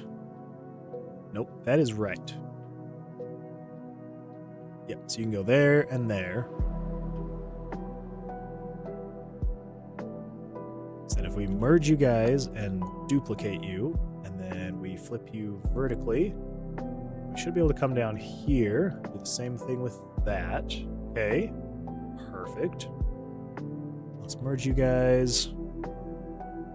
So I just need to clone you, move you to the top. Let's turn you guys on, merge you guys down. You are path 5. Okay, so then we just need to make it so that this top one can only go there, and that bottom one can only go there. So let's do that. Up over here, center you, free transform, left aligned, and we rotate down to there-ish. Okay. Then we will duplicate you. We're going to flip you vertically. Is that right? Yes.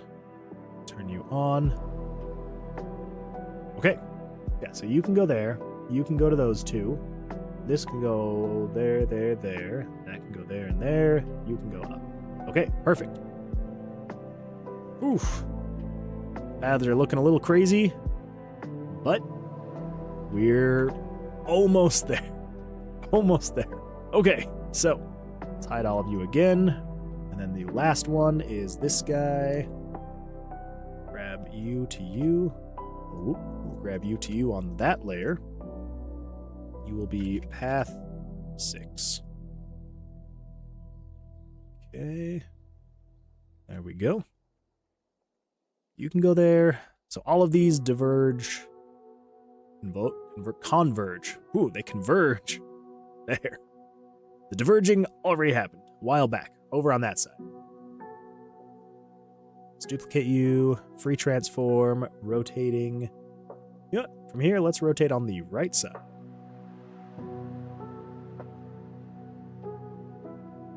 I'll do 1 more pixel there. Just to help feel a little bit more connected. Get you, flip you vertically. That feels correct. But you. Well, there we go. There is one path layout. Wow. Okay, so I'm kind of thinking, what if we might end up having more than one of these maps, right? Excuse me. So kind of like having how the dungeons will pick randomly between different dungeons. I'm thinking, what if we have these different layouts, per se, and that will also be random each time. So, if we're going to do that, let's make a folder. We're going to call this one Paths. You're the dotted paths. You are also an old paths. You are the single line. Put you in paths. Okay. We'll hide you. And then just so that I can remember how I did this, we're going to create some text. And we're going to say from a straight line, grab the length from center to center, rotate line to connect. That way I will remember how I'm connecting these lines. Okay, so with that, cool. So we've got our first general room layout. Okay. So with that, let's figure out where we're going to have this located.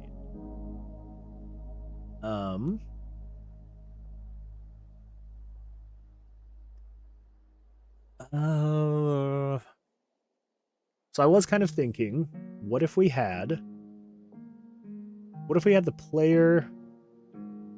I don't know. Let's do this really quickly, just because I wanted to experiment with this and see if it's possible / easy to make the lines dotted. So if we did starting here,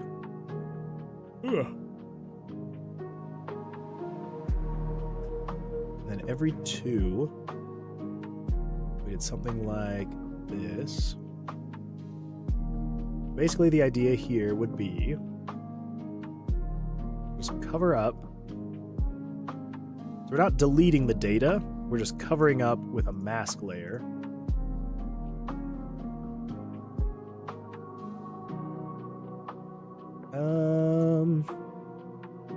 That looks pretty terrible. But if we try what we were trying before, which is every 3,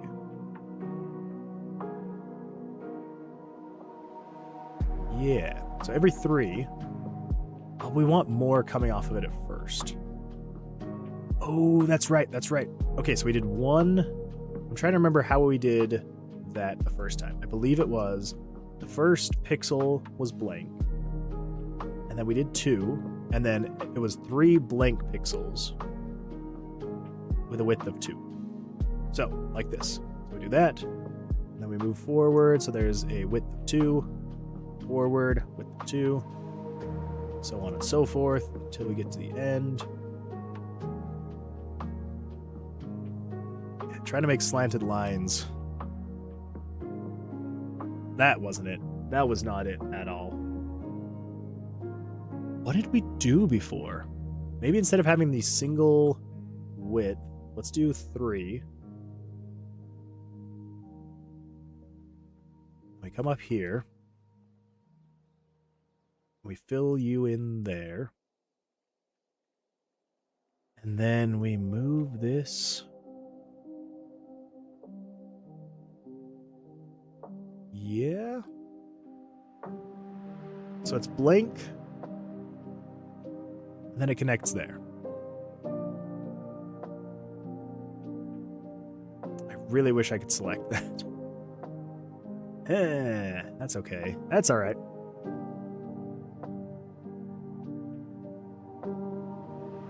Just to make this easier, we're going to create a new layer. We're going to do 1, 2, 3, 3, 2, 3, 2, 3, so on and so forth. We get to there. Let's fill this in with that shade of black. We duplicate that.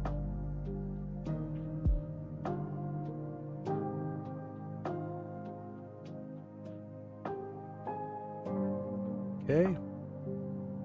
Duplicate it again. Yeah, yeah. Then one more time.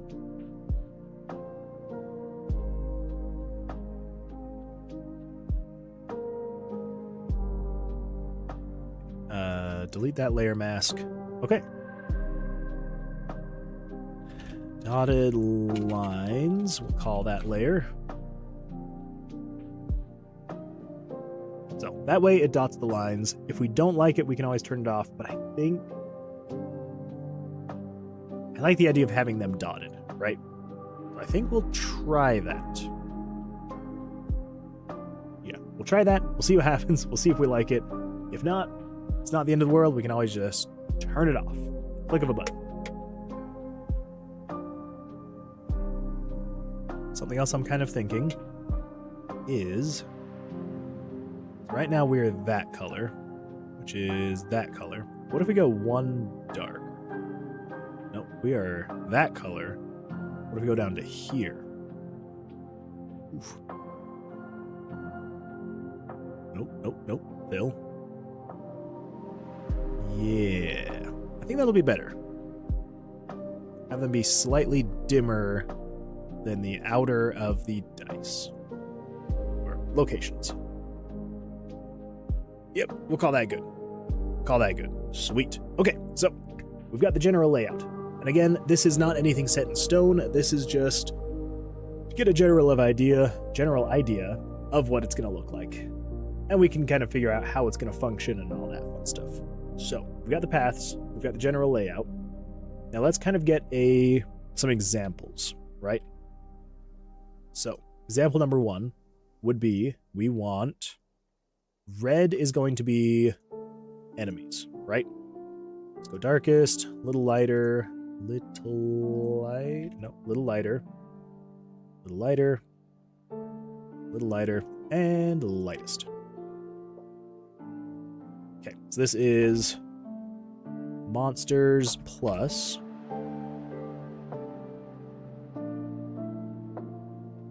yes. So red is monsters plus items plus. Let's do green for items plus.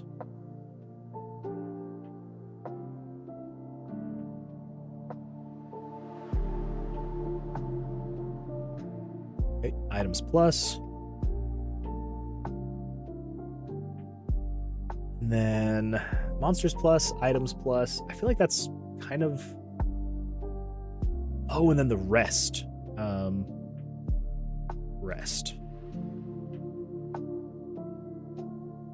Oh, I was gonna do green as the rest. Okay, let's do orange as items plus.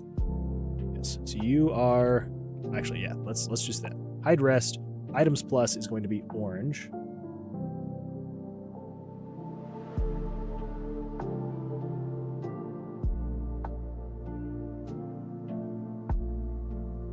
There we go. Okay, so items plus, rest is green. Monsters, items, rest. And then blue is going to be where you are? Yeah, we could do blue is where you are. And then gray is just nothing. So player location is blue or cleared. Kind of the issue we're running into. I'm trying to figure out how we're going to indicate where the player is. We'll figure that out. And then let's do rest. This is going to be normal is gray. If we do you.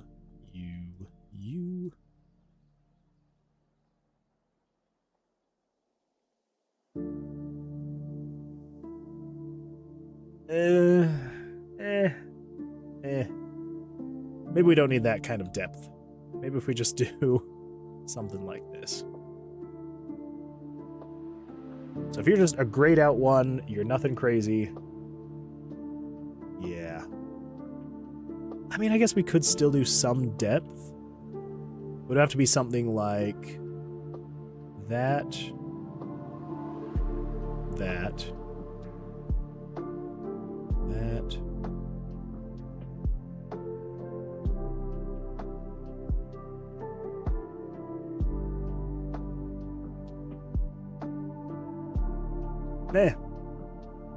We'll call that good. Gray is just a normal dungeon. Okay, so let's do. Oh man. Ooh. It's going well, but this is taking a while. I apologize.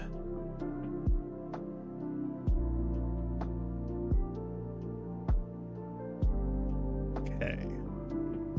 Normal, rest, items plus, monsters plus, player location. Player location / path. Yeah. Yep. Alright. So, let's do...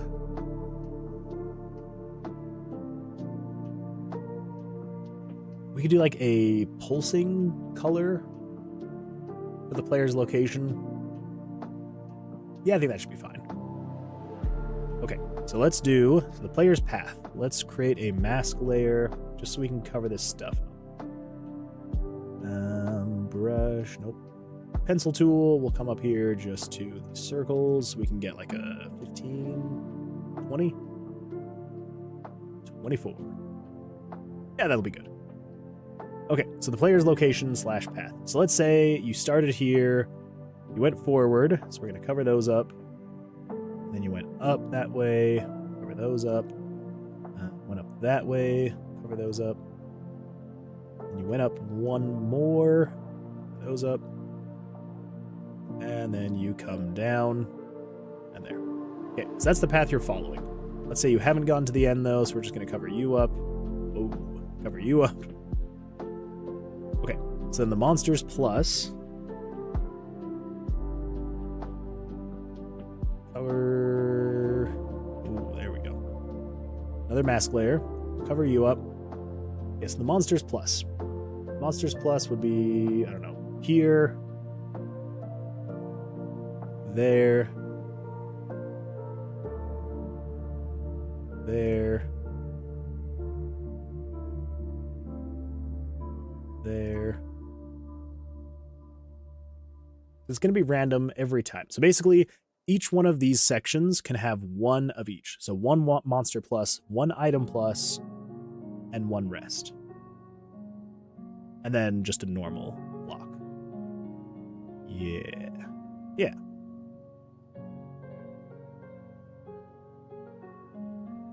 Nope. Mm-hmm. And then the enemy, the boss, whatever, will be whatever color. Okay, so then items plus. Create a mask layer. Let's set you to that, just so I can see what's going on under here. We'll turn off the player path. Well, no. Well.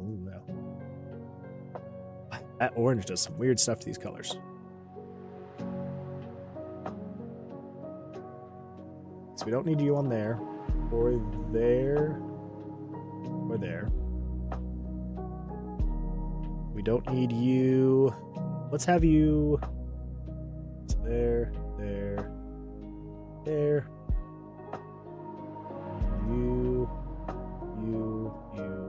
You.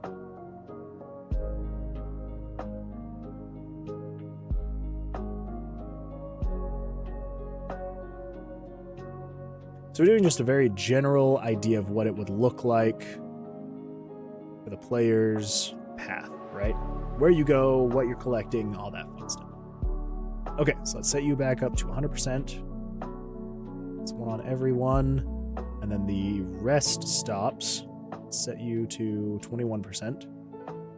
So the rests, let's say the player went for a rest on the first one. didn't go on the second one. There's still a rest there. The player went for a rest. Oh, we need to make sure to cover those up. Right. Okay, so there wasn't a rest there. The player went for the rest on this one. Couldn't go for the rest on this next one. We'll put a rest in the center on that one. And then we can do a rest here on that one.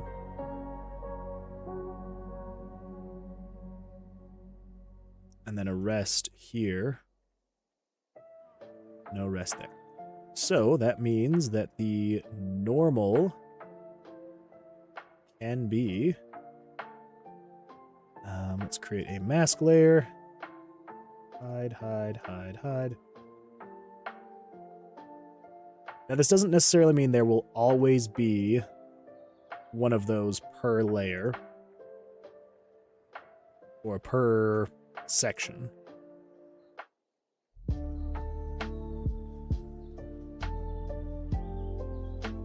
Okay.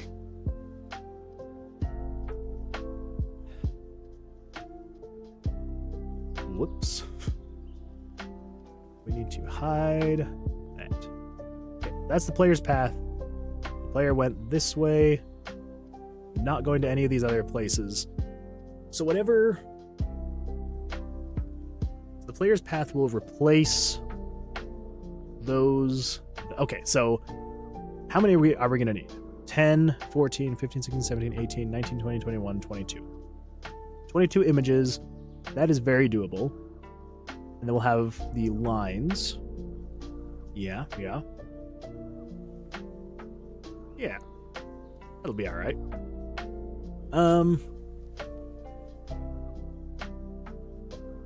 Okay. So, with that, I think that looks okay. It's a little too colorful. So then we have to decide, do we want to have it so you can see the entirety of this as you're going, or would it reveal as you go? So like, if you're here, you can see obviously what's here and here, but you can't see anything else. Everything else is just grayed out.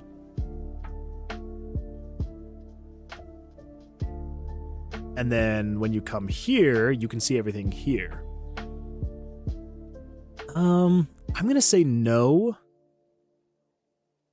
to myself, just because I want people to be able to map out their path. I want people to feel like they are choosing where they're going. They know where they're going. Yeah. Yeah. You're choosing where you're going. I think that's a good thing. Okay. I think personally, I feel like I don't...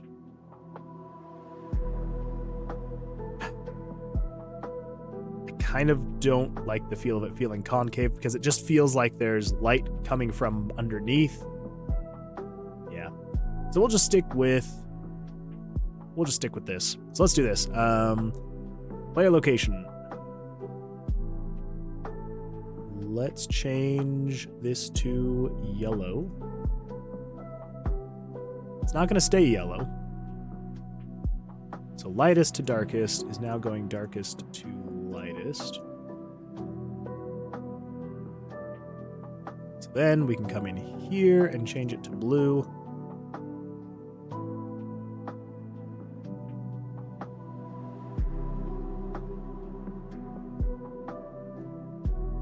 How it was? Yeah. I think that looks better than having the weird under dice lighting. So let's do that to monsters. We need to grab darkest to lightest.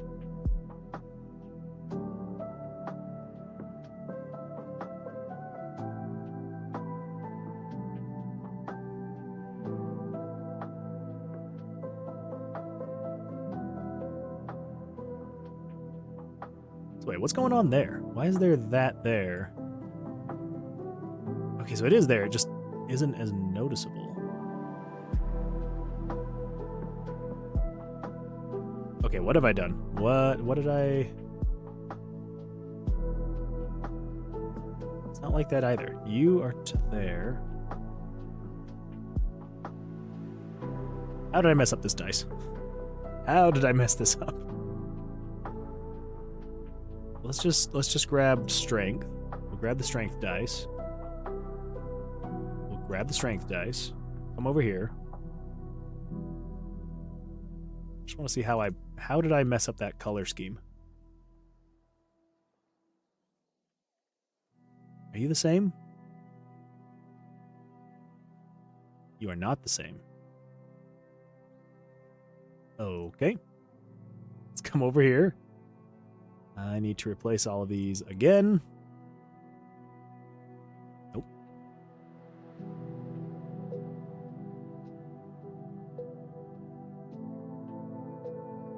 Okay, so you are you. You are you. You are you. You...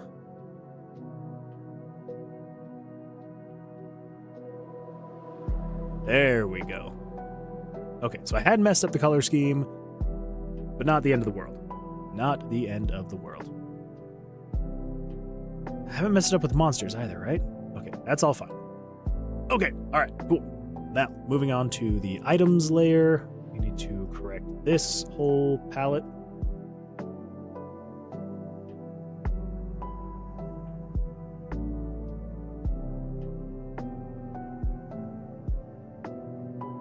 Yes. Yep, that's right. Okay, and switch it to orange. I think that was the problem. I made that darker than that side. That was my bad. Okay, and then the rest is the green.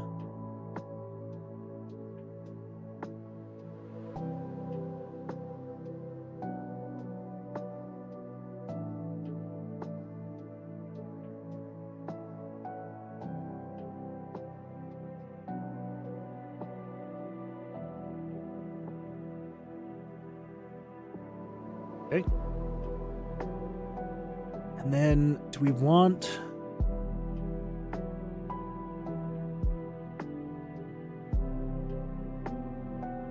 Do we want just the normal dungeons to be white or grayscale? Yes, I think so.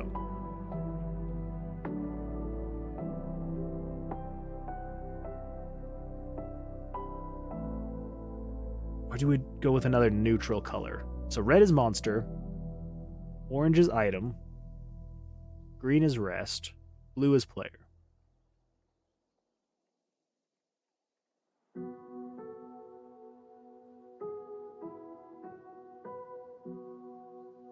So we could do... Because we have to use all of these colors, right? 1, 2, 3, 4, 5, 6. 1, 2, 3, 4, 5, 6. So, okay, so it's every shade here. We could do this. Yeah. Well, okay, so, well, that crap. I have ruined that. So, let's duplicate rest. Let's erase the layer. Let's merge you to there. Delete normal. Call you normal. And then let's hide rest. So we know that anything green is normal. And then let's do lightest there. One down there. Nope. Okay. So let's just swap you to red. So then one down there. You are you, which means we can also make you you. And you are you. You are you. And you are you. Nope. You, and you. Yeah.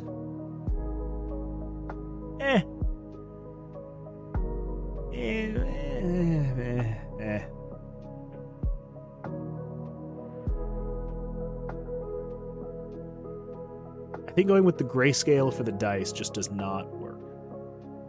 So how are we going to make this work? We could use purple.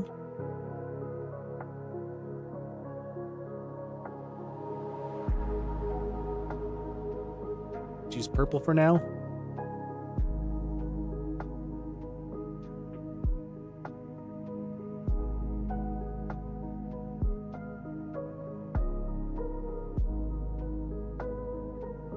Yeah, I think we'll just use purple for now. Okay, so we're going to call this nodes. So these are the different nodes. These are the paths. Okay. So let's move the nodes and the paths. Oh, actually. And then let's do player location. So we need some type of... Oh.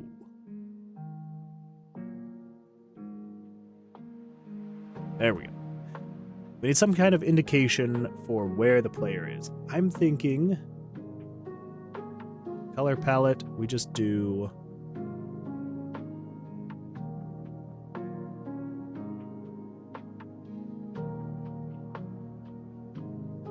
something like this.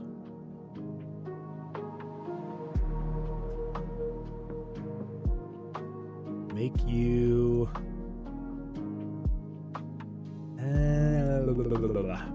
maybe we'll just make you all light.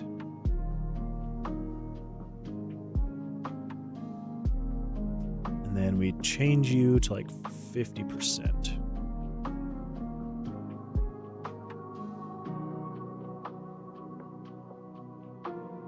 Or, because I don't want to deal with transparencies. I've said this once and I'll say it 1,000 times. I do not want to do transparencies. So let's just make this wider, maybe. Let's come down here to the square brushes. Let's do 2.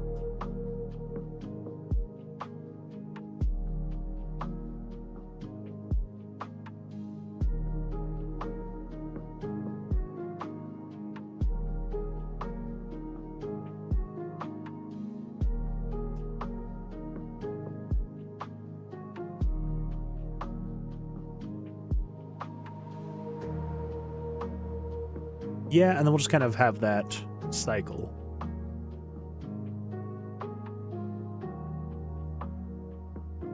Yeah, I think that should be all right. Maybe we go with a slightly dimmer.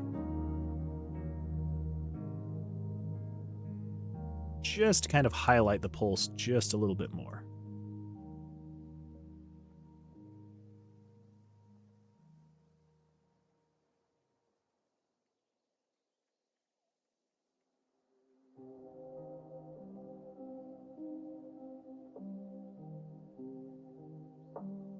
Okay.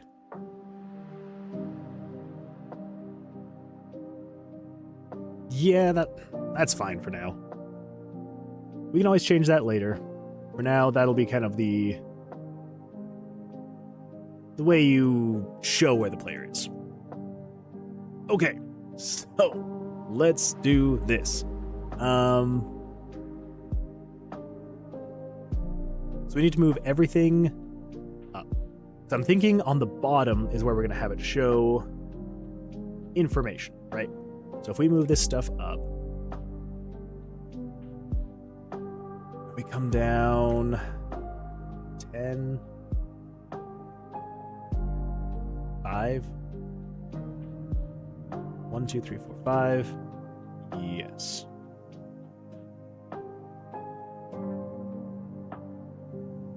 Yeah. Still, oh man, I don't know. It still just looks so colorful, and I don't want it to look colorful. This is like, it's not necessarily like a dark, gritty game, but like, it's a little gritty with a little bit of color. So maybe...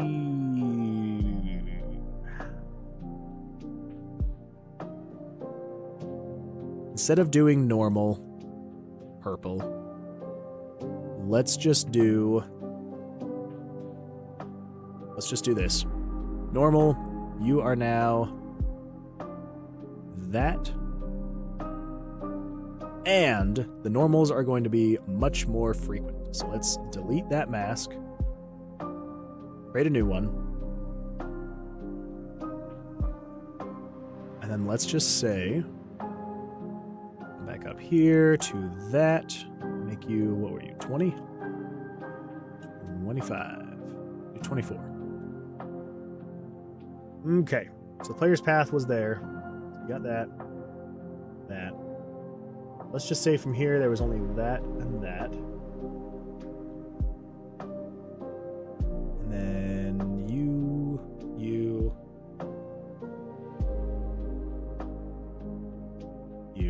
Well, the player's path, we have to hide all of that. So, one rest there.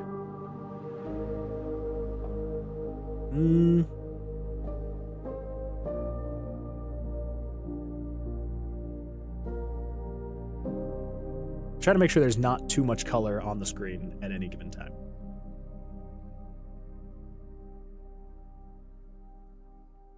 So let's hide you. We'll hide. You're good. You're good. So let's hide the rest here. No, that's showing the rest. Let's show you. And then we are still hiding you. Show the monsters down here. And we'll do you. Oh, we don't have any rests showing. Let's show a rest right there. Okay, this gives you kind of like an idea of what it would be. Minus the player moving throughout. You've got all the different spots that you could go.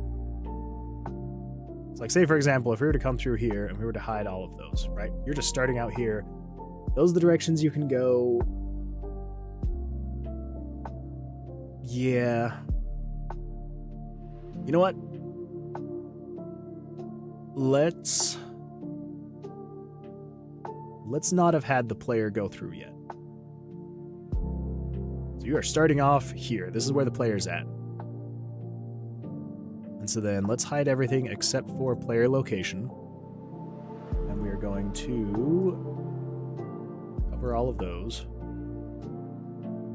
Okay, so the player's starting there. The monsters. Okay, the items, the rests, and then we come in here with normal, and it's going to cover up a lot of that stuff. Let's have one more rest showing, maybe on this one. Whoop. There we go.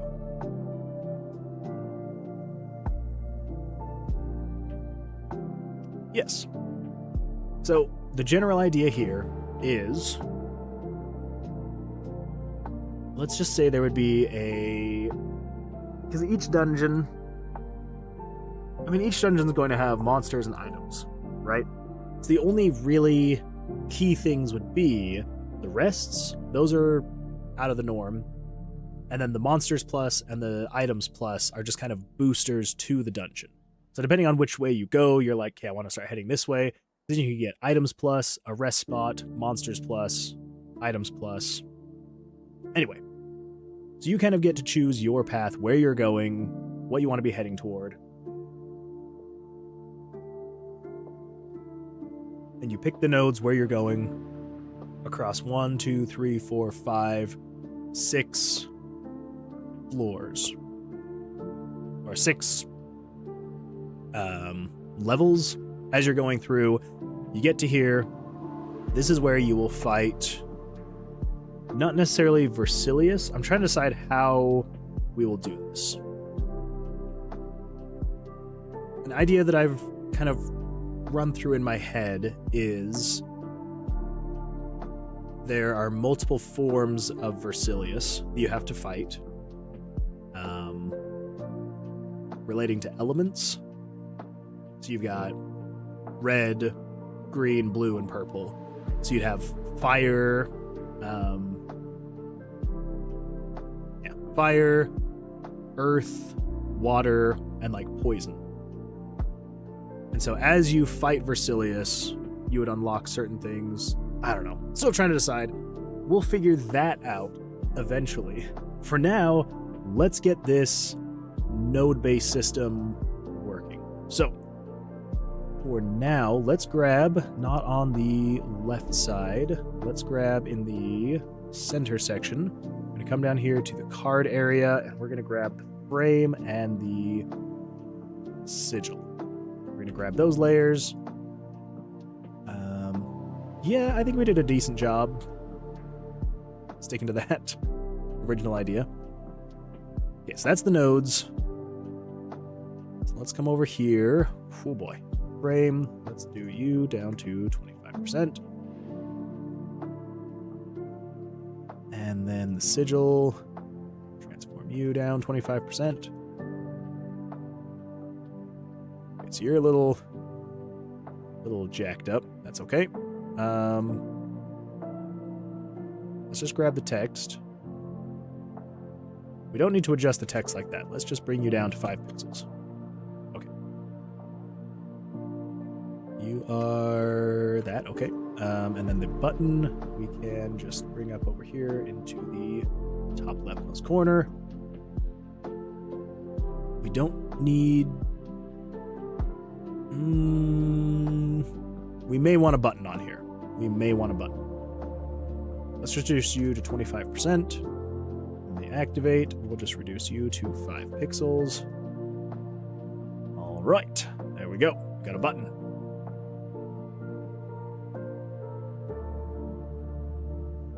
We'll just do like teleport for now. Button. Okay, so the frame.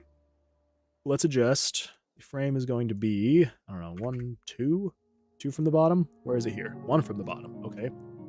Let's do that. And then we adjust the height of it. Whoa! What happened here?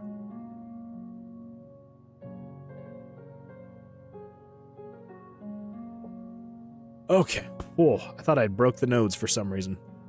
Nope, I'm just an idiot when I was resizing the frame. Oof, that scared the crap out of me. I was like, how did I break this? When did I break this? What is happening? But we're good. We're good. I was just an idiot when resizing the frame. Okay, so the frame. This will be...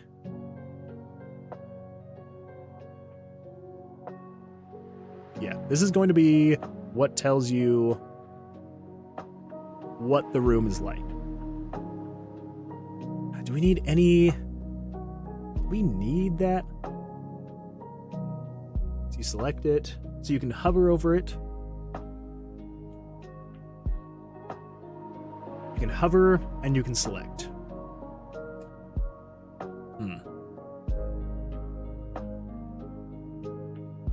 So if you hover over it, it will show down here what you're hovering over.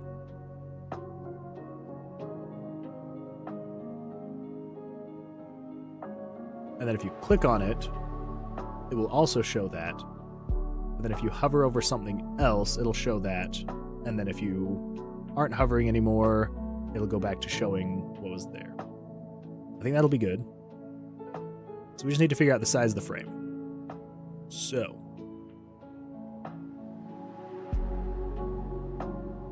We're just going to call this UI. We got frame and button and then the text. Okay, let's hide the button.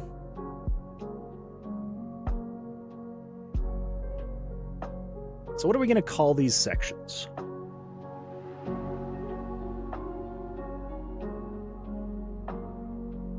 When I say these sections, I mean, so you've got this section, your starting section, and you've got the next section, the next section, next section, next section.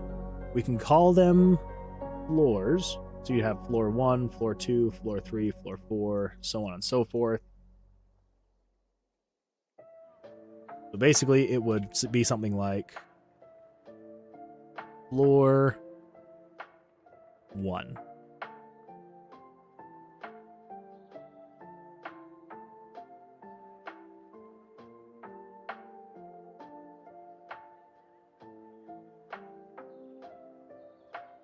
Floor 1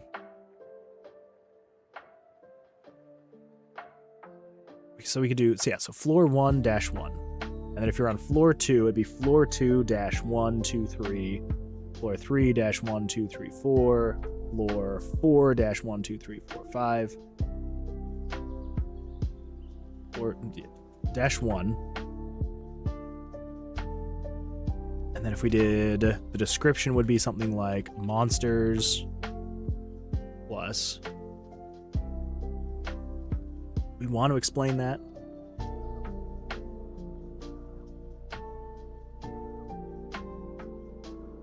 -1.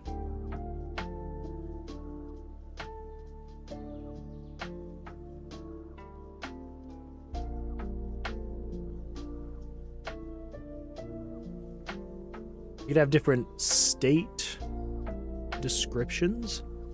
So the red one with monsters would be something like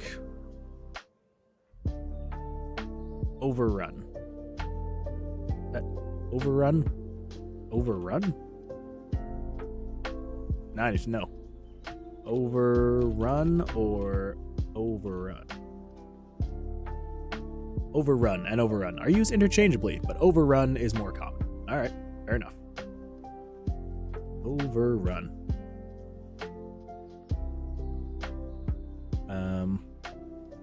There are considerably more monsters on this floor.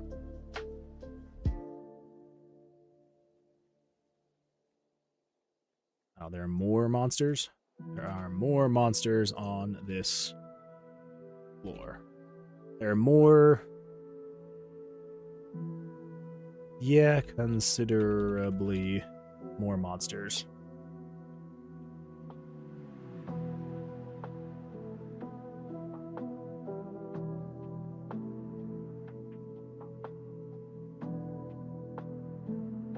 Oops.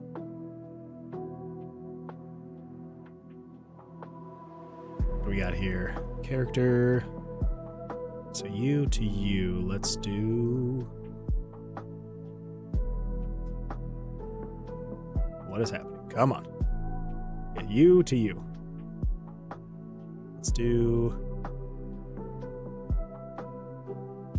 5. Is that good? 5? Go there. 10. 5. Okay. That centers it. Perfect. So floor 2, 1. So you got like things like overrun. So if it's red, that floor is overrun. There are considerably more monsters on this floor than usual. Okay. I think that would be good. So it shows you the floor you're entering.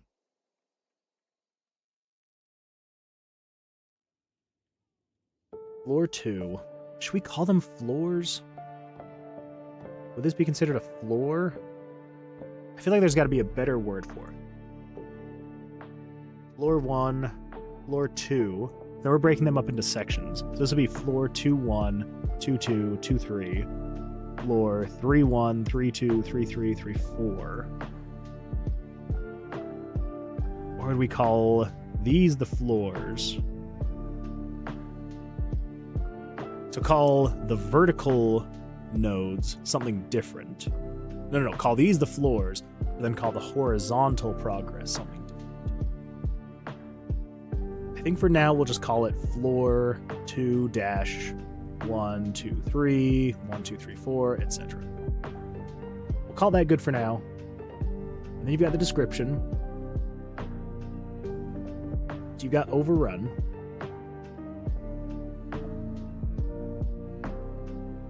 You have floor... Let's just do examples. So floor 2, 1. Nope. So floor 3. Floor 3, 3 is overrun. So you go here, it's overrun. And then floor 2, 1.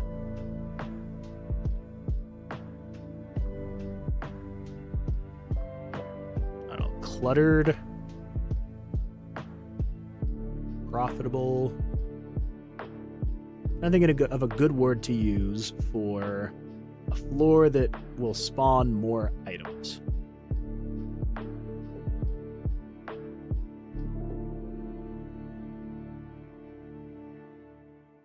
Should we just go with something very basic for now? Just loot plus. And then this one is... Whoop. Monsters plus. Considerably more monsters on this floor than usual. And loot plus.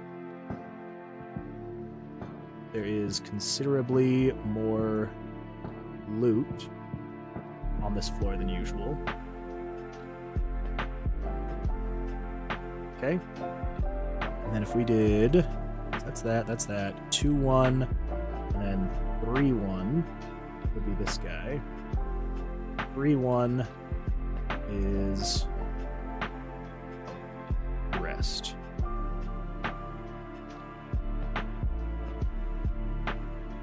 This floor is small and safe, and you can rest here.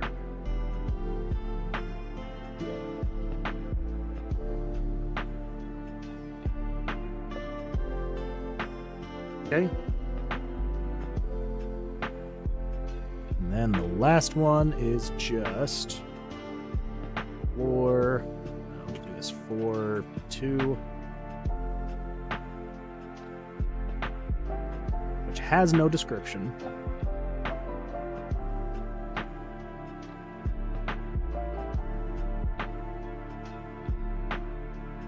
That's a short description.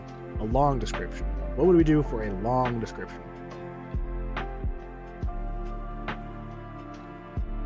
A long description of just a normal room. Clear the floor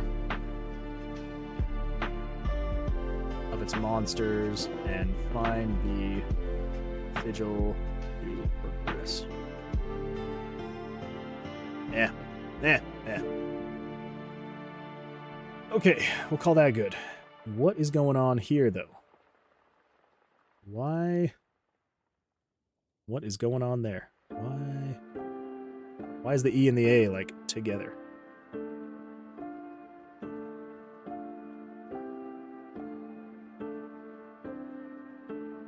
One?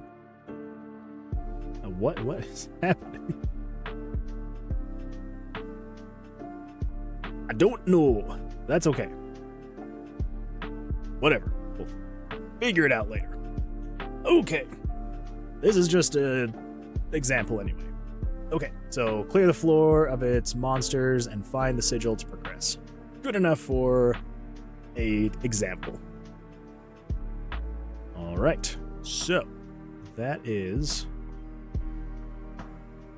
not centered for some reason. Are none of these centered?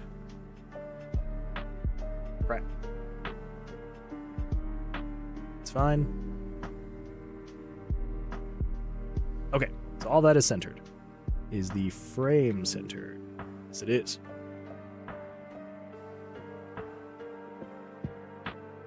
Okay, so let's do... Maybe we don't need a button.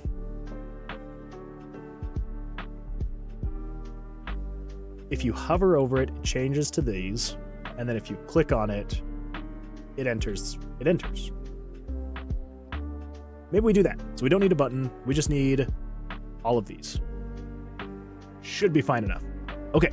So let's do this. Let's not worry about this UI stuff right now. We're just going to set up the whole system to make this work. Which I guess from here... So we have...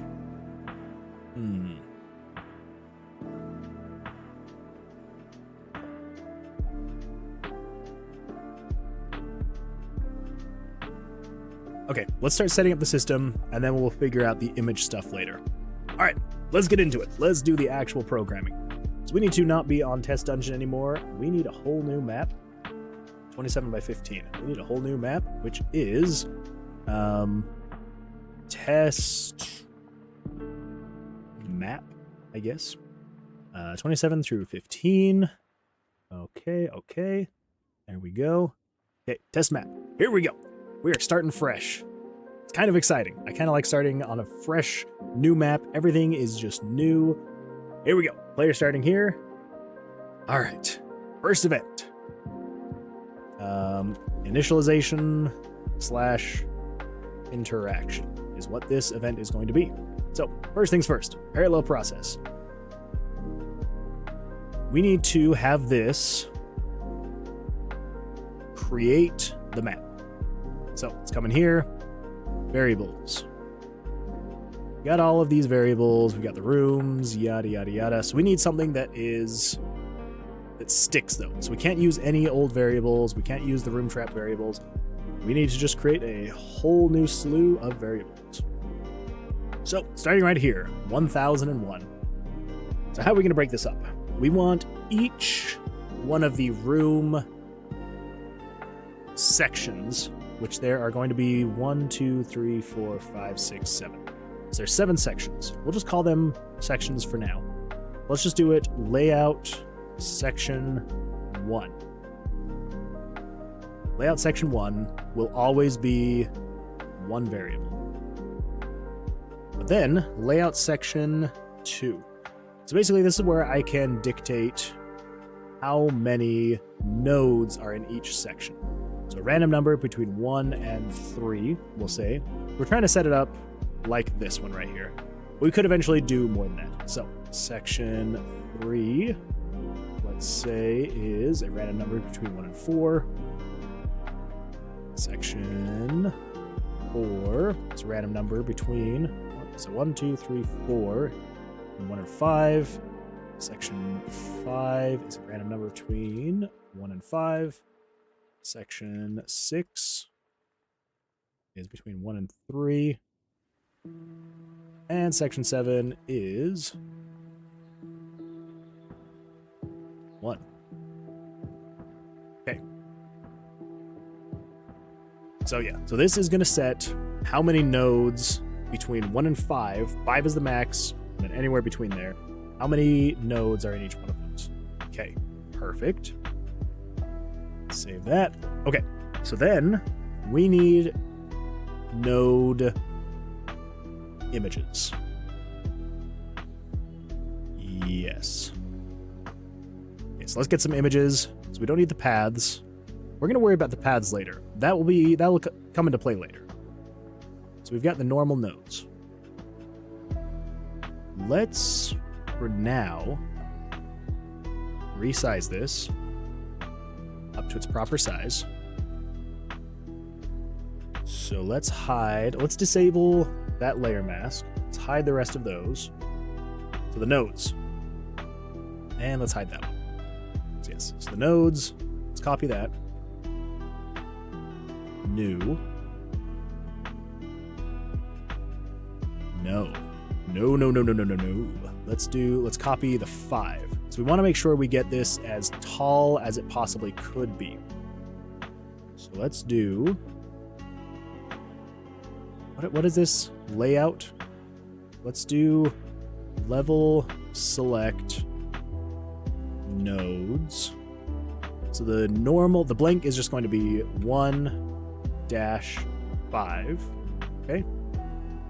So if we delete you, center that, you are going to be level select nodes 1-4. Delete that and center. You are level select nodes 1-3. That 1-2.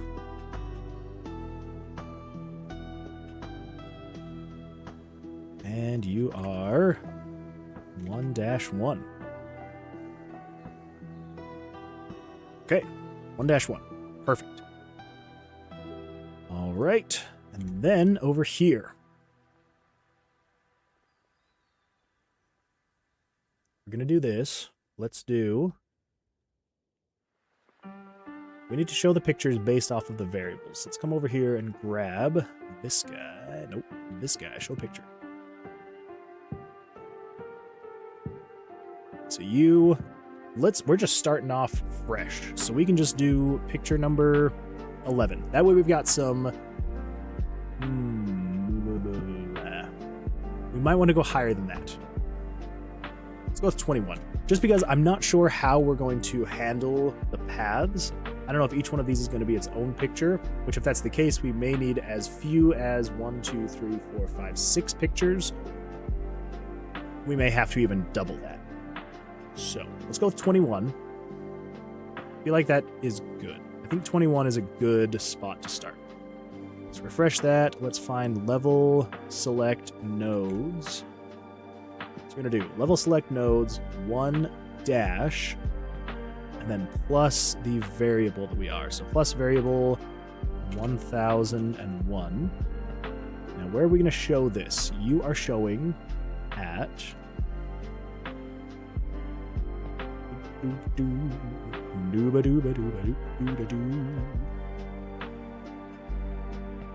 Let's open you. Move you into Photoshop. Copy that. And this is where we're going to figure out how and where we're showing. So you're going to be right there. So you are showing centered right there. 76, 296. 76, 296. Now you will never have to move where you are because you're just changing the image, right? Right. Okay, then 255, 0, perfect. And then we just do that for layer number 22 and your level select nodes 1 dash whatever 1002 is. We'll do that all the way through 1007. 3,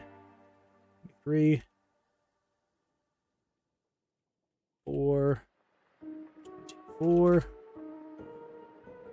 1005, 25, 1006, 26, and last but not least, 1007, 27. Okay, so that should show the nodes based on those variables. Let's just check that really quick. Turn on self switch A. This is if A is on, then it just turns all that off. Okay, so if we do that,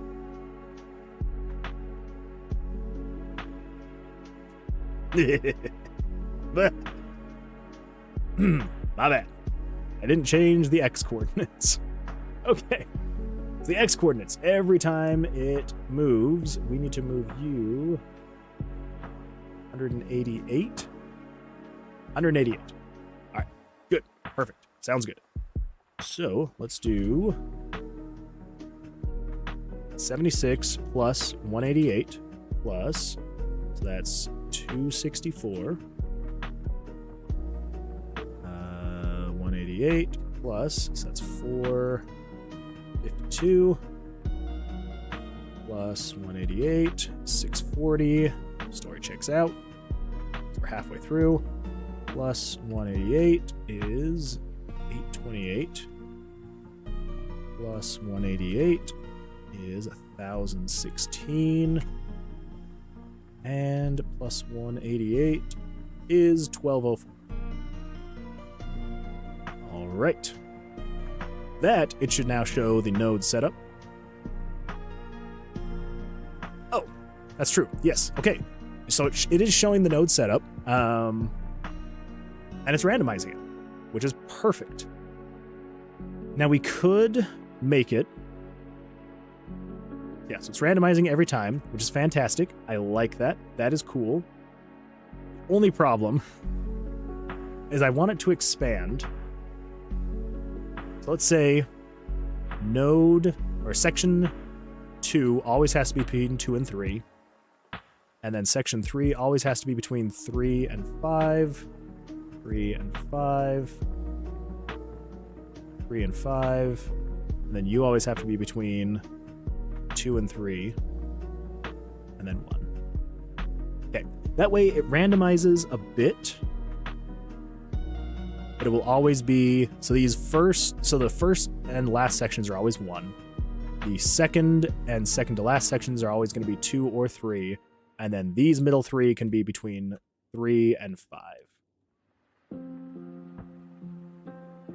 Yeah.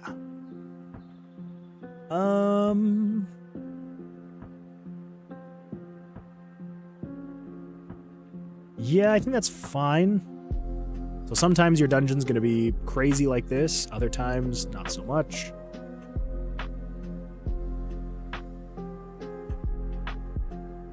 Yeah. So then we'll just have to take into account when we're making the lines, we will have to create quite a few images. So we're going to have to make images for going from 2 to 4, or 4 to 3, 3 to 5, 1 to 2, 1 to 3, all that fun stuff. That shouldn't be the end of the world, though. That should actually be pretty easy to do. We'll just have to get there. So, the next thing is showing where you're hovered. So this is where it's going to be a little bit of a time-consuming process. And the reason I say that is because we have to set the X and Y coordinates for every single... crap. Okay.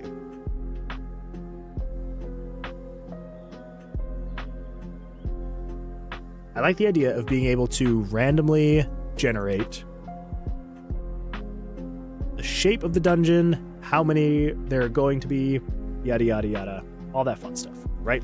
I think it's a good idea. I like it. It's going to add some intrigue and some randomness to the game, but every time you come here, it will be the same layout. Yes. So,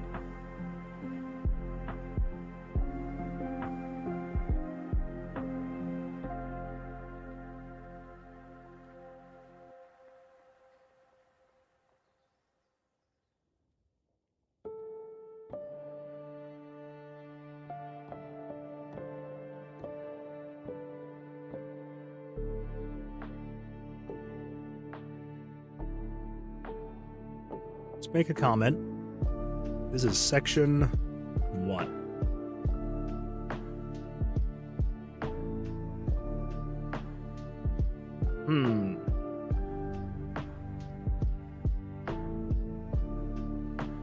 Actually, we only need to take into account odd and then even. Right? So if you are... Yeah. So we just need to say, if you're 5 and then you're within any of these, yes.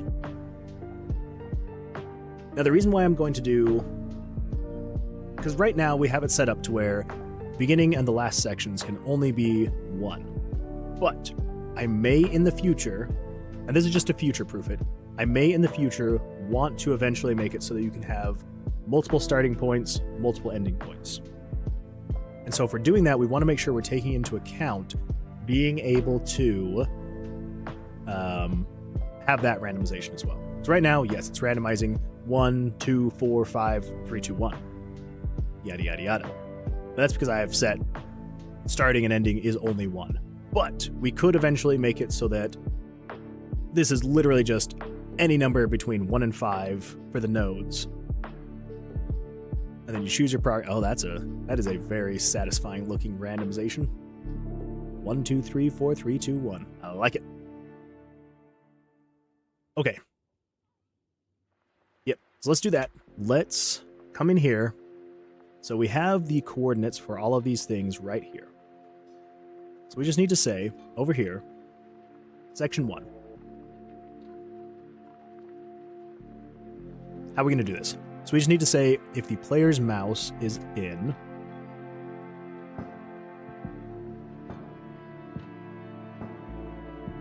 if you are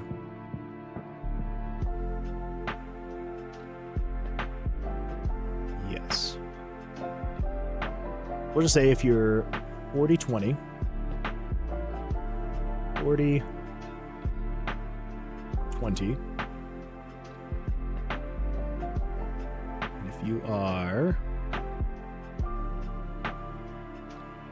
112, 92, 112, 92, then we also need to check and game variables dot value 1001 is equal to 5. This is saying if your mouse cursor is in this area and there are 5 nodes, then that means there is something to click on, there is something to do here. So if you're pressed, we don't want to do anything for now. Else, get rid of that. You're released, get rid of all of this. Okay, so this is just if you hover over this.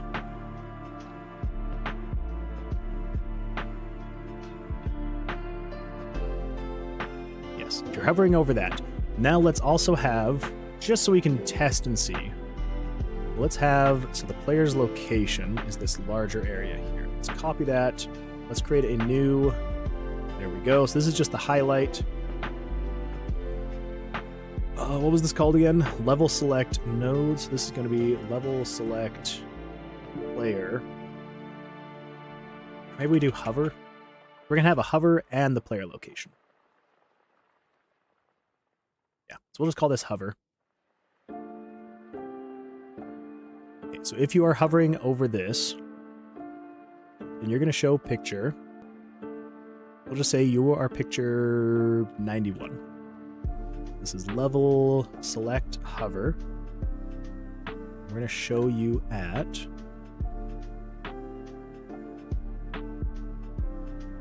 here. Nope. One more up. You're going to be showing at 76 and 56. 76, 56. Okay, and then if you're not, then erase picture number 91. So this is just if you're hovering. This is going to be node 11. This is section 1, node 11. Now this should be everything that we need, technically. This is if you're hovering, it shows the picture. This will also show eventually the description, right?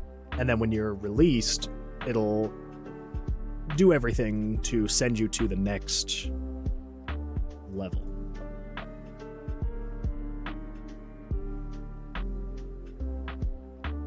Yes. So then, we just need else here in this section. Actually, you know, just for now, let's just cut you, because this should be that for the node. So let's just check and see. Oh, right. All right, we're going to set you to 5, just so we can test you. But I guess that also showed that it tests, that it shows what is happening. Oh, right. I think, there we go. Parallel process. If you're going to have it do something, you got to make it actually function. What? What?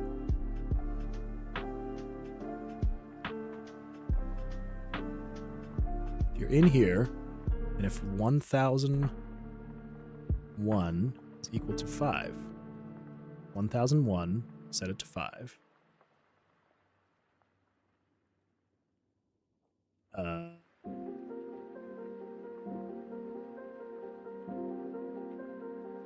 Do our handy dandy flash screen. Should be doing that. Why are you not doing that? Did I mistype something? Turns on A. Okay. So if you are 40,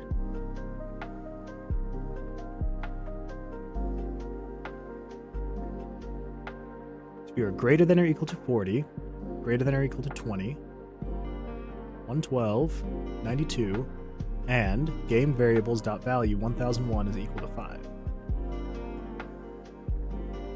Huh. So what if we just get rid of this last part of the code here? Just for now.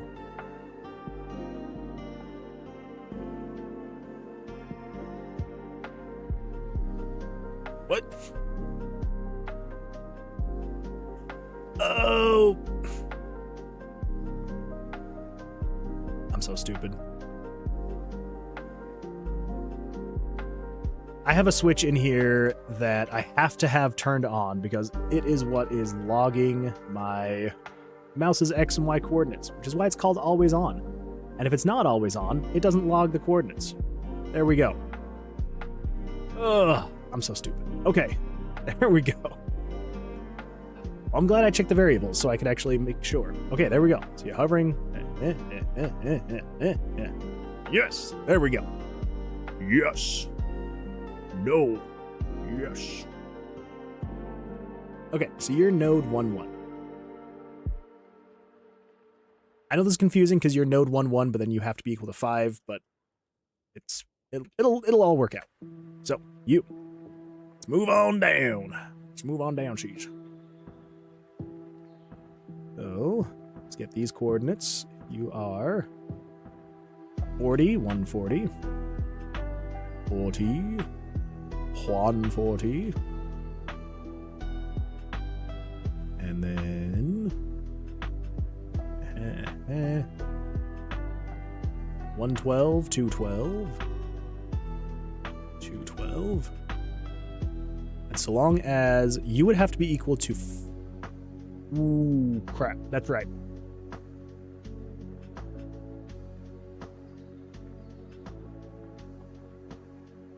Okay, so we have to take into account...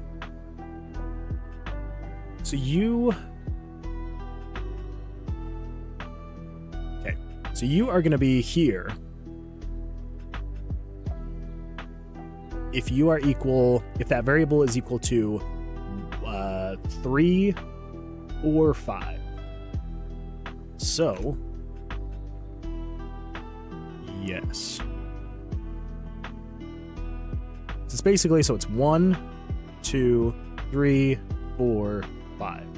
So if you were equal to, 3 or 5, then you would do this.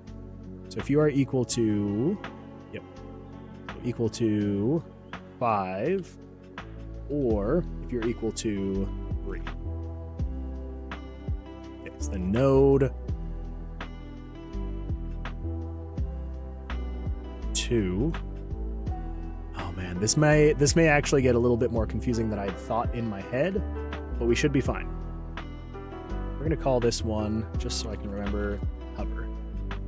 So hover moves down 116, so you are at 76, 172. Okay.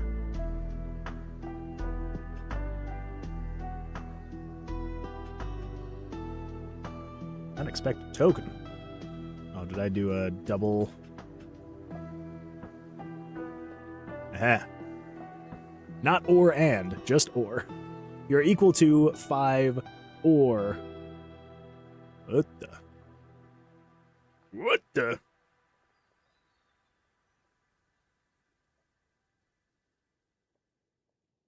$76, $175.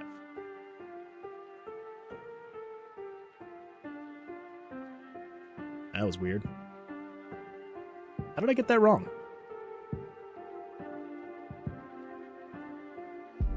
It's still wrong.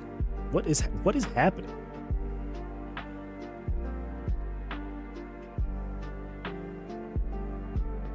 Wow. Okay. Again, Photoshop, you are snapping to weird points. 176, 76. Jeez. Okay, 176, 76. Oh.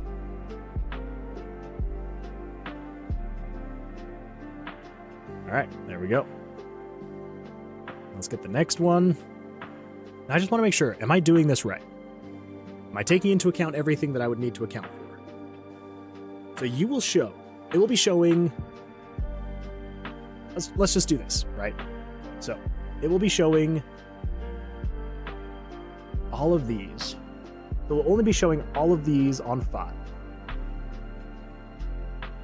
So only you and only you would need to be clickable on 5. You and you need to be clickable on 5 and 3. And you need to be clickable on 1, 3, and 5. So 5, 5, 3. Then the next one down should be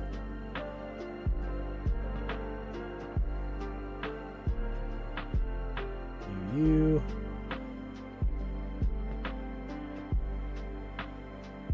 40, 260. 40, 260.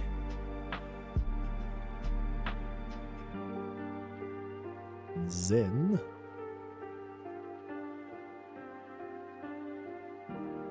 112, 332. 112, 332.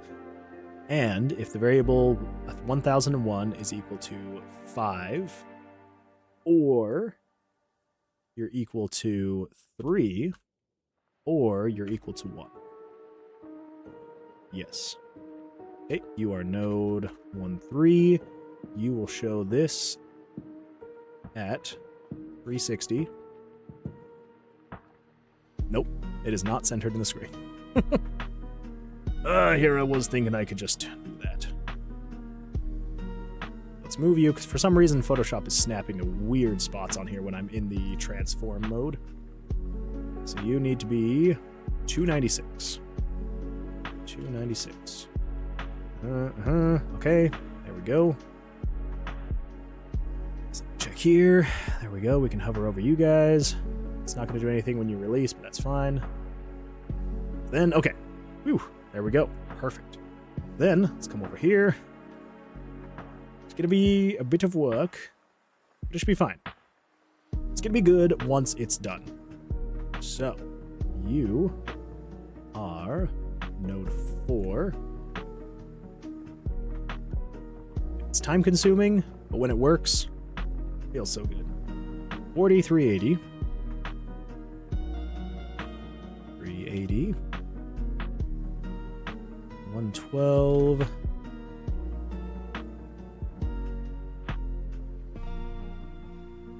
112, 452.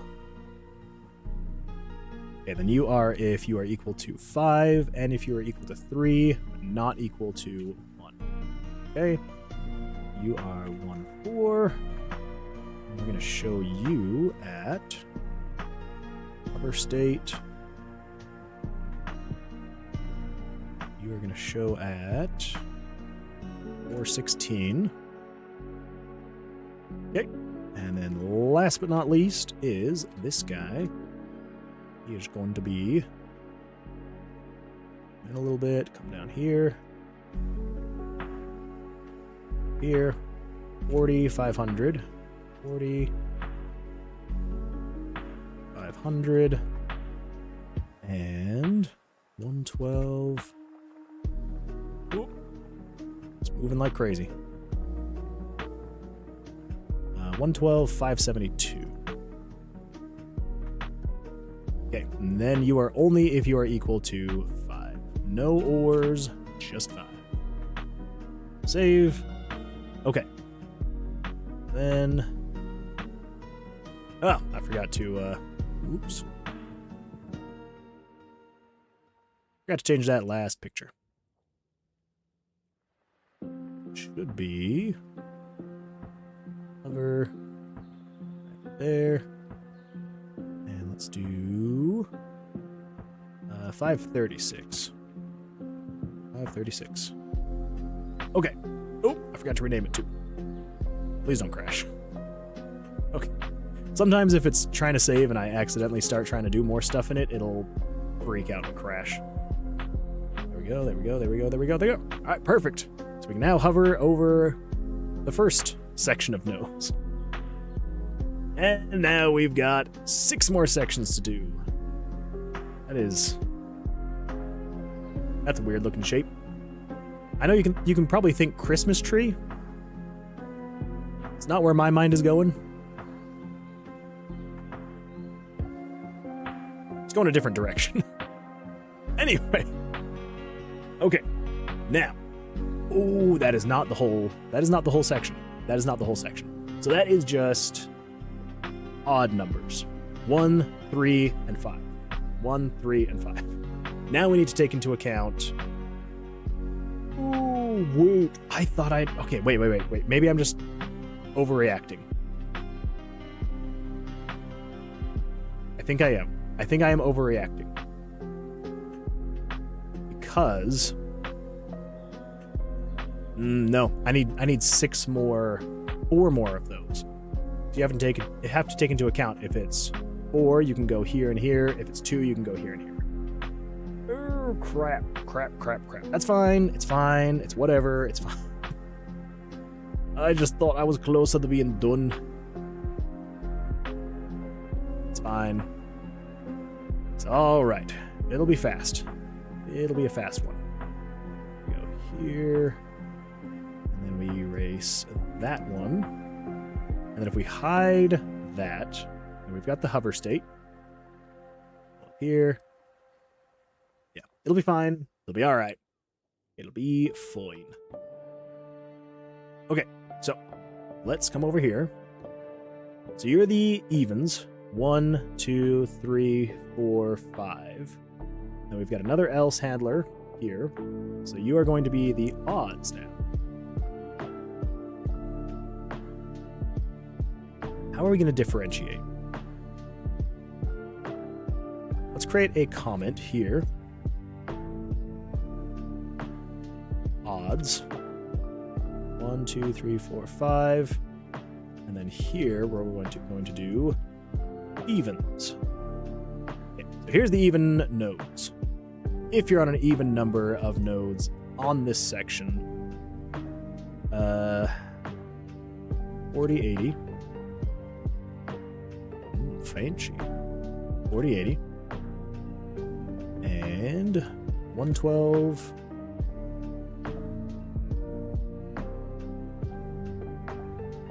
152. And if you are equal to 4. Okay. And you are node 1, 4.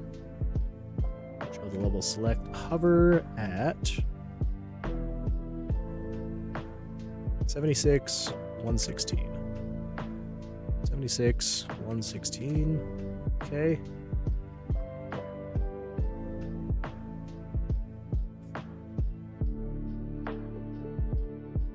Yeah. Sorry, I'm second guessing the work, right?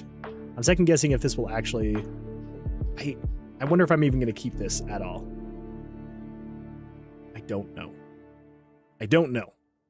But that's the great thing about development. You never really know until you're done with it. And if you keep it, great. If you don't, that's just how it is. Okay, so we are 40, 200.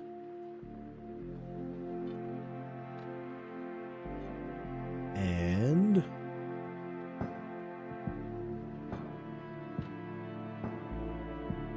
112, 272. And if you are equal to... Okay, so if you are equal to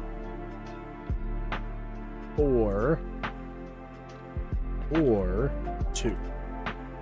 Yes. Yes. Okay, so then you are node. Well, no, because you're 1, 1, 1, 2, 1, 3, 1, 4, 1, 5. So you are also node 1, 1. Should we do like 1.5? Node 2.5. Yeah. Let's do that. 236.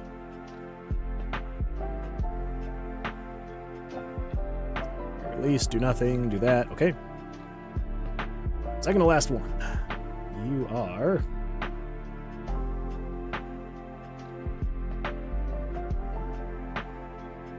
40, 320. 40, 320. And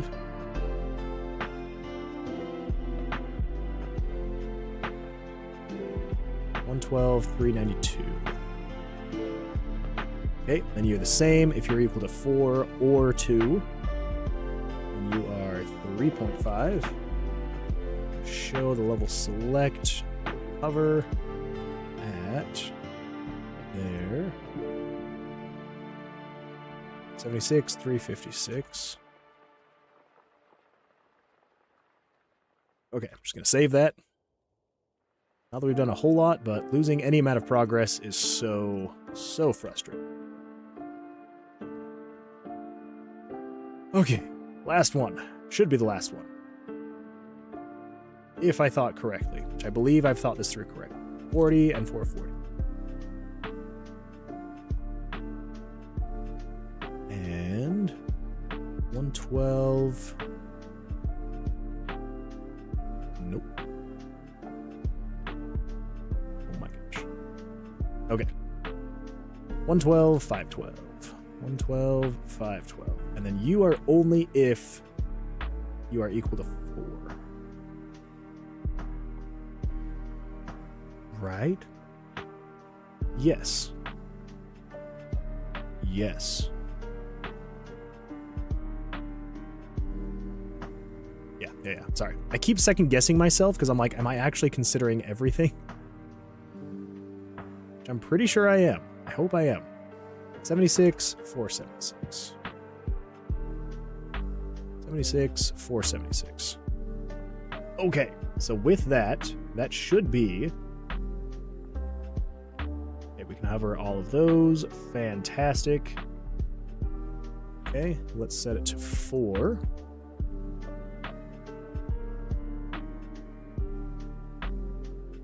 Perfect. It's not doing anything weird. Let's set you to 3.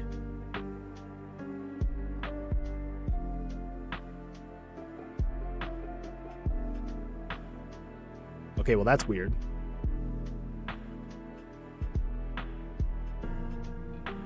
Is it going to do the same thing if I set it to 2? So 5 and 4 worked. Then 3 doesn't work, 2 doesn't work. Will 1 work?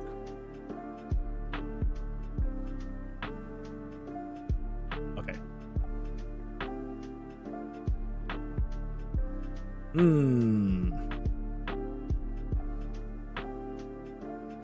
Maybe I need to have these outside of those. Cut that. Let's come up here. Actually, we just need to have that at the bottom there. Anything else up here?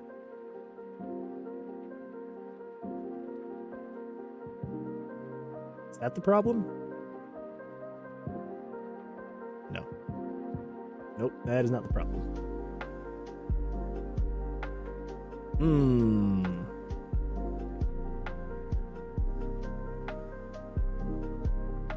So why do 5 and 4 work?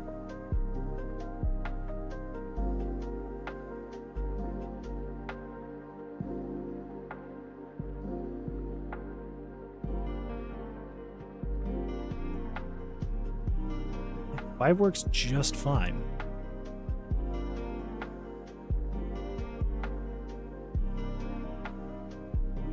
And so does 4. But not 3. But 3 was working before I implemented these other ones. So are there just too many conditions that I'm missing something? That's just X and Y coordinates. If you're equal to 5, if you're equal to 5 or 3, if you're equal to 5, 3, or 1. Right. 1, 2, 3. And then 4, this should be if you're equal to 5 or 3. And then you're just equal to 5.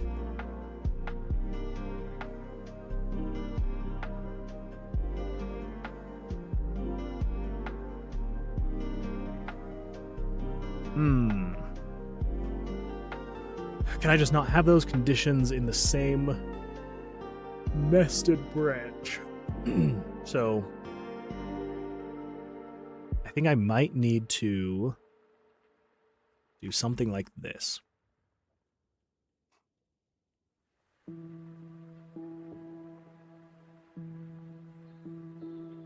Yeah, let's do this. Conditional branch if game variables dot value 1001 equal to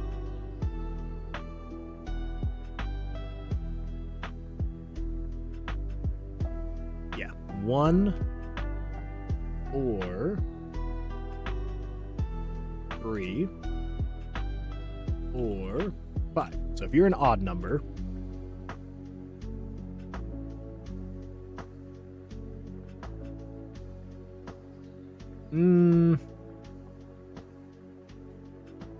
well, yeah, because the odd numbers were working before I introduced the evens, right? It's like if you check over here, it's like if I delete that, right? And if I come over here, that all works. If I set you to 3, that all works.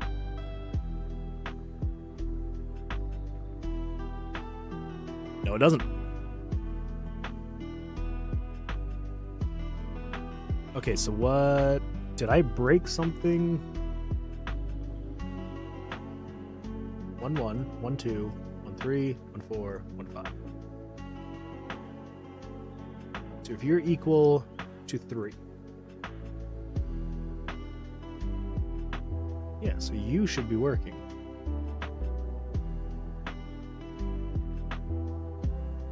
Oh, what have I done? What have I done? I swear this was working. Didn't I test it? Did I only test it with 5?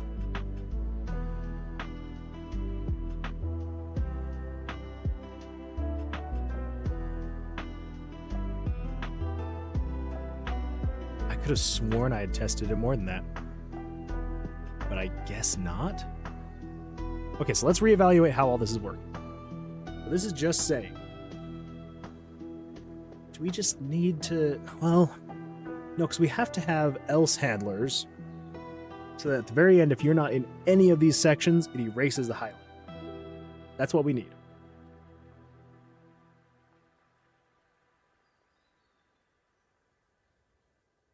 Yeah. Yes. So if you are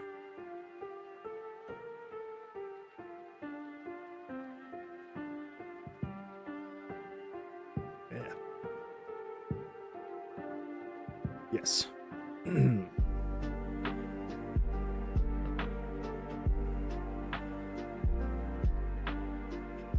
So if you are within these coordinates and you're equal to 5, do all that stuff.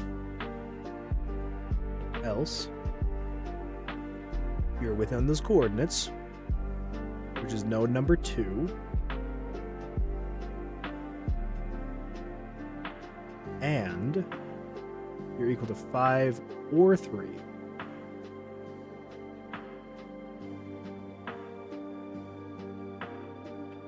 It should be fine, right? Do I need to reverse those?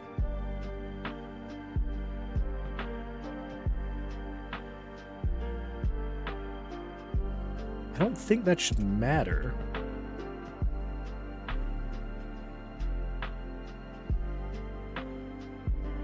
Let's give it a try. Again, it shouldn't matter as far as I know.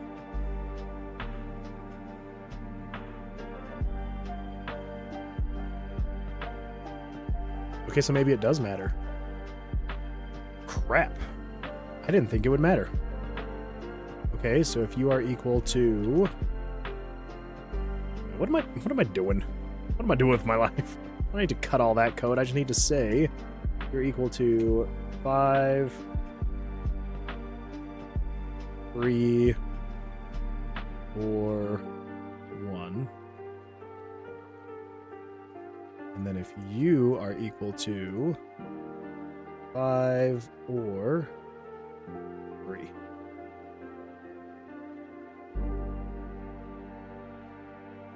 and then you're just 5.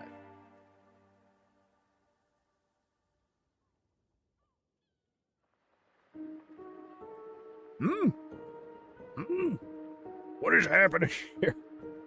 Okay, is 5 still working? Goodness. What is happening? What is... My brain is mush right now. I think I might have to call it for today. Okay, so if you are within those coordinates and you're equal to 5, you're equal to 3 or 5, you're equal to 1, 3 or 5, 3 or 5, 5. Why? Why? Why? Why? Let's come down here. Let's grab you so we can... Else... delete.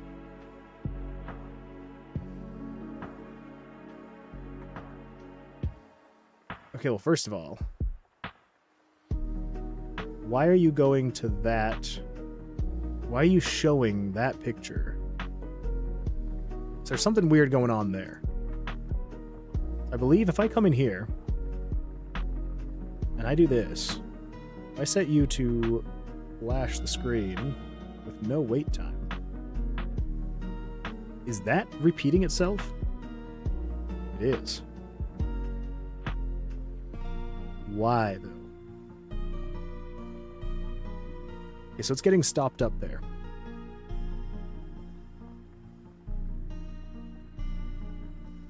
And else 40, 260, 112.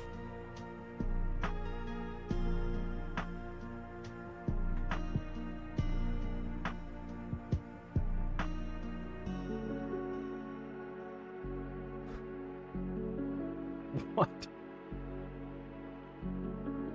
If... Okay, so what did I do to break this? I cut you out.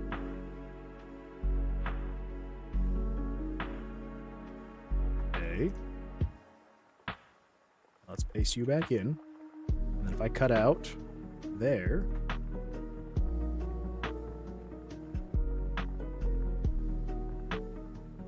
Why is it just repeating that? How is it...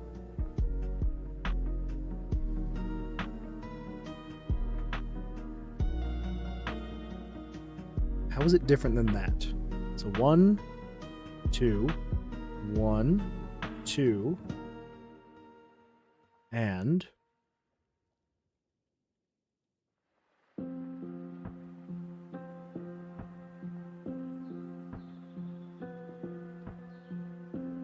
Is it because you can't do...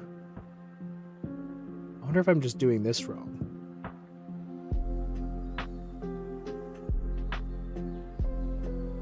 I've got...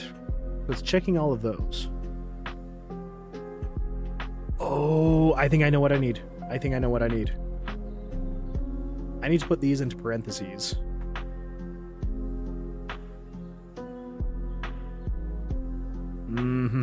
I think I figured it out.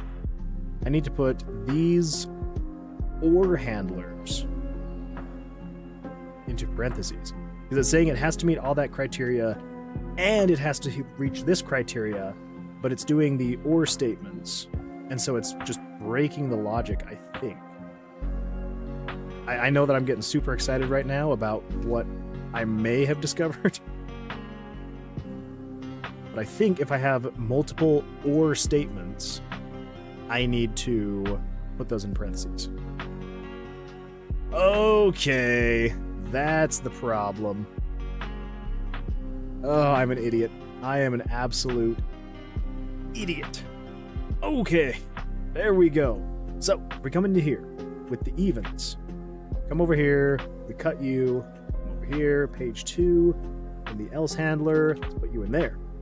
Now in the evens, you don't need one, because you're just that, but then you need some of your code in parentheses. Oh my gosh. I can't believe I was stuck on that for that long, and I just needed to put the OR handlers into their own, whatever you'd call that in JavaScript. Section off code. Oh my gosh. Okay, 5 is working. Good. Now, let's go check if you have only 4 nodes. Does that work?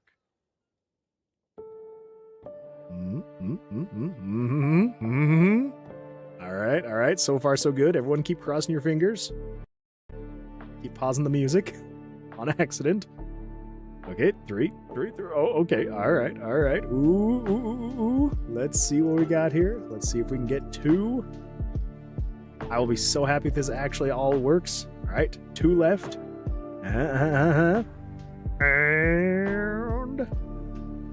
you're equal to 1.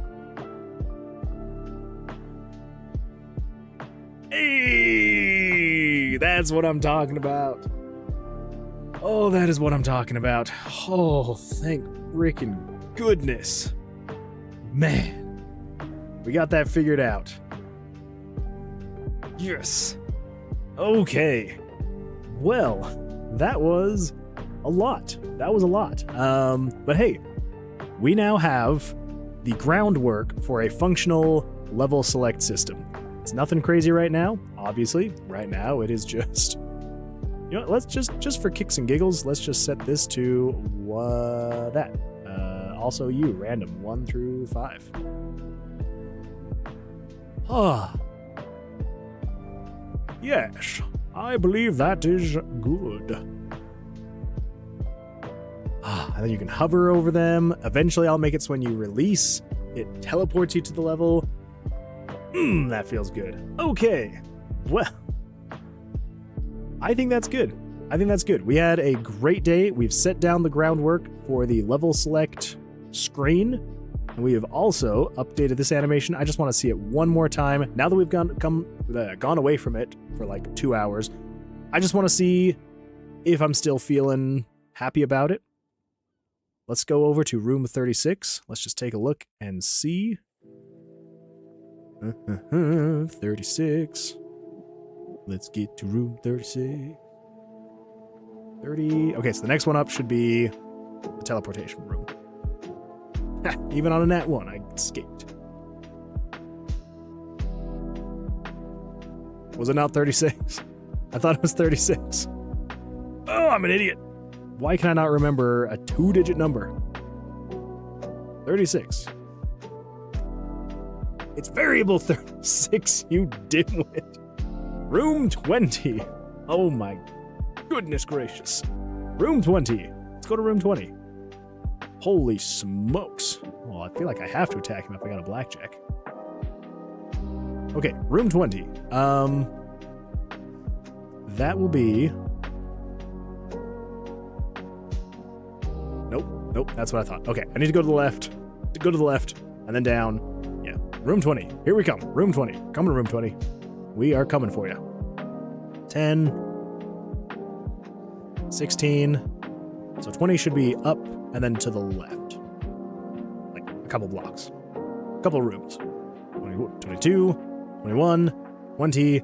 There we go. Now, we activate this. Let's see if we still feel good about this animation.